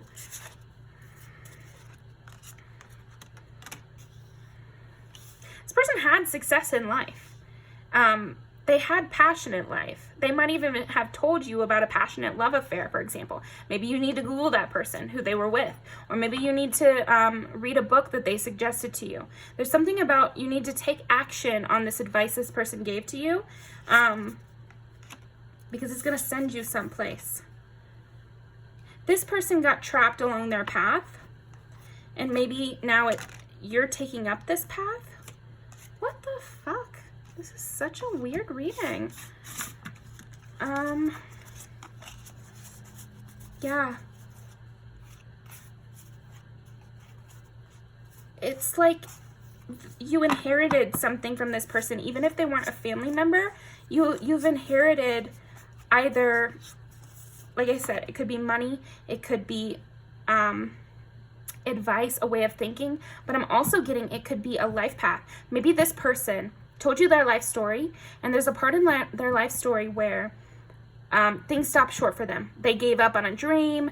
They never found their lost love, and you can complete this cycle somehow. And that's why it's popping up in this reading. So, or that's the reason that you guys are platonic soulmates, is that you're meant to complete this karmic cycle for them. It will achieve you some sort of success. It will achieve you some sort of reward. But basically what it has to do with this platonic soulmate person is they were meant to do something more and they didn't. Or they were meant to see something through and they didn't. They let themselves get trapped by either money or lust or drug abuse, addiction, or something like that.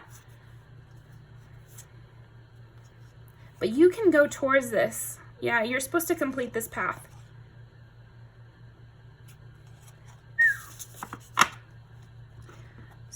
So let's ask about that, I guess.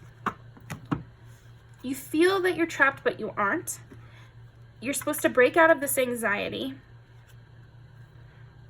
and not let it weigh you down, because it let this person weigh you down. Maybe they're meant to be as a warning to you. This person gave up on their dreams because of the anxiety was too much.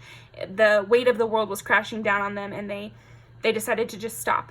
And this stopped their whole life short. And so it's meant to be like a warning to you to not stop short. The anxiety will ease as you push through. It's never going to stop if you just give up. What's this path that Pile 4 is meant to take on from their platonic soulmate?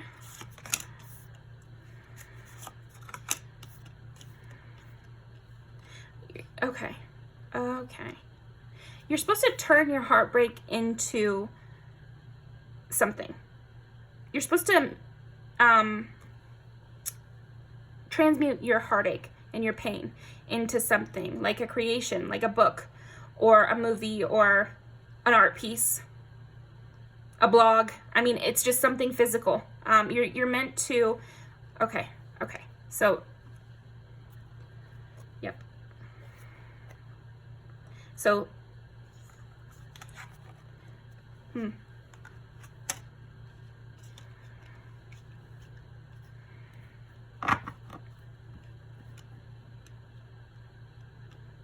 don't want to freak you out. I don't want to like speak anything negative on your life. So I think that you will know what this situation is. Like, don't get nervous by what I'm saying, because this is probably something you've already dealt with. This pain is something you've already dealt with if you've already met this person.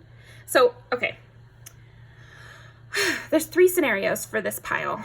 One would be this happened when you were a child, this relationship with this mentor person or grandparent or older person that you became close with, and this person is already dead.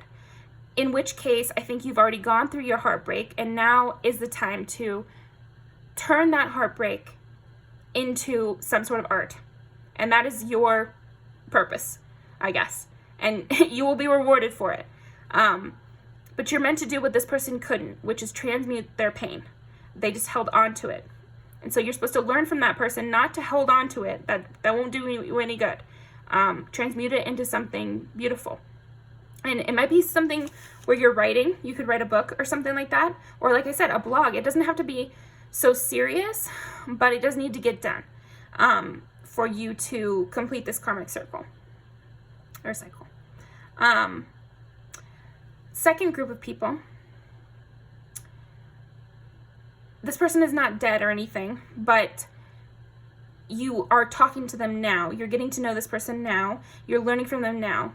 This would be the ideal place to be in, probably, because you should take notes. Take notes about what they say.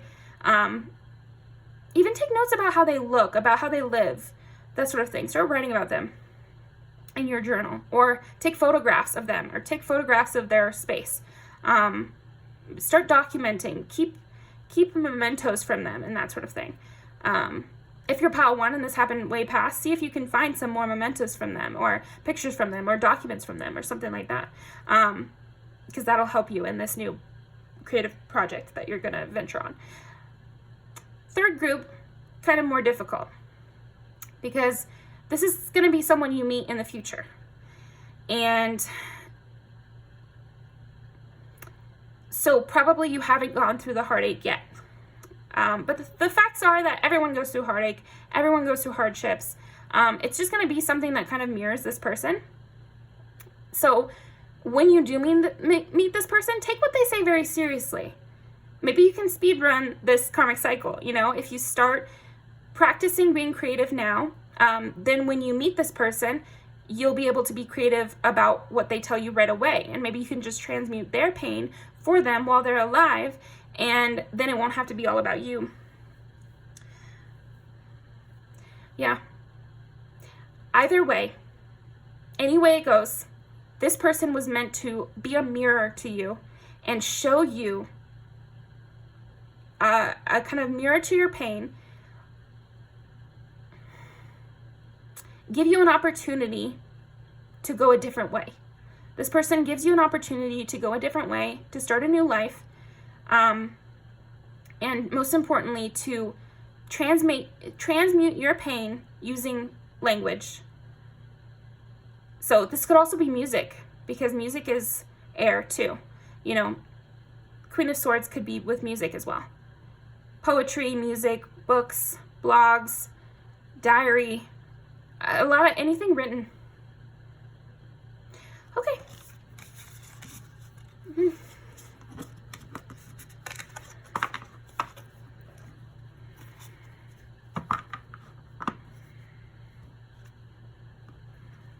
There will be people who try to stop you, who try to sell you,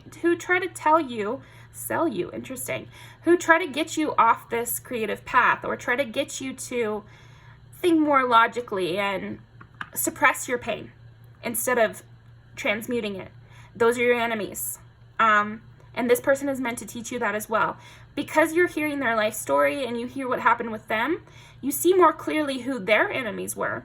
Their enemies were the people who were sabotaging them, who were making them feel bad, who were not supportive. And so maybe that will help you see your enemies more clearly. And it's meant to. It's meant to help you see your enemies more clearly so you can avoid them and not let them take you off this destined path that you have, to do something creative. Yeah. Yeah, you might actually be destined also to move away from somewhere. You could move countries even, or I don't know. Your path will parallel in some way this mentor's path. So it'll be really important to think back on this person, or listen to them very closely today or tomorrow, and use what they say to kind of guess at what you're supposed to be learning. So that's all I've got for you. Let's see who this person is. Give me some cards that show this person's spirit and hopefully their looks as well. This person's spirit, hopefully their looks as well. This person's spirit and hopefully their looks as well.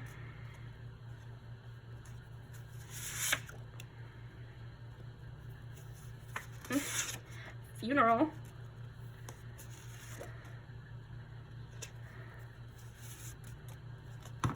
Yeah, maybe this person is an immigrant. Doesn't have to be, but they might have immigrated from one place to a very different place. So it could be another state, it could be another city, or it could be another country. Stairway to Heaven. Yeah, you're meant to learn something from this person for sure. Ooh. Could also be to follow your love and not let people tell you who to love. Anything else about this person? Maybe they become your spirit guide as well. This is so fucking funny. This is so fucking funny. Please comment, Pal 4. Tell me what the hell is going on here, if you know what I'm talking about. Because, what? Watch this video and tell me it's not kind of like what I was talking about. What? And there's even a nurse there talking to these two old people. So maybe it's 2 people. Could be. A couple. What the hell? This person lived, though. You know, when you meet this person, they might be holed up in some house, but they lived. They had fun. They escaped things, and they really lived.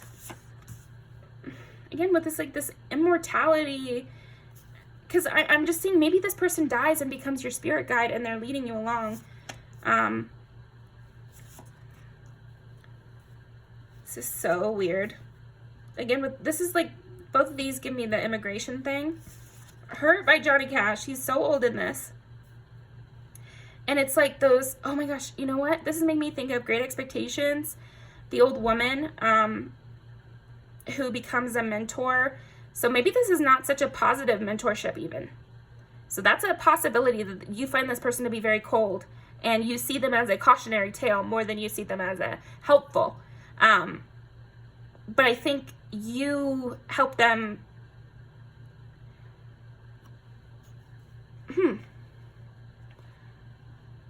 Like I said, you might be completing their karmic path for them. So maybe they were not so nice in life. That'll just be for some of you. But that's I'm thinking of Madame Haberdash or whatever. And she keeps her wedding cake up ever since her husband left her at the altar. She wears her wedding dress and never takes it off, so it's rotting on her. And the cake sits and rots in the living room.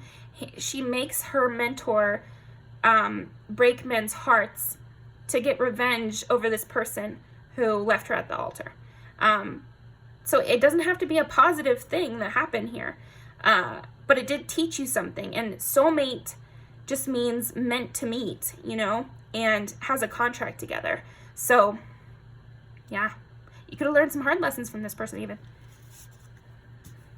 And I did get that they were kind of rough around the edges. Like, you guys have fun together, but occasionally they might turn on you or something like that. Funeral gray. Yeah, there's so much about, like, they frame romance to you in an interesting way.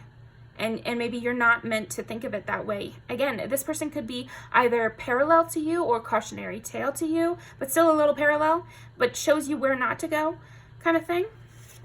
This person is very harsh at times. Might tell you not to trust others. And then your job is to transmute that pain from this mentor and learn to trust others and use it to create a work of art. I don't know. Yeah. This person might have a tongue on them, you know? Like, they might be able to really be mean sometimes. But they wanted to find love. They wanted to find what is the purpose of the world. What is the purpose of being alive, you know? Yeah. Maybe you're meant to have a true good relationship, and you can learn from this person's bad relationships.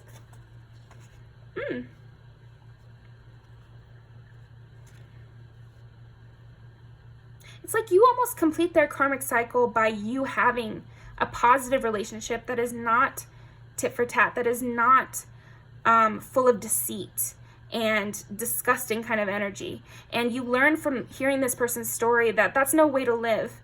It's no way to live pushing everyone away and engaging in really mean kind of things and getting revenge all the time.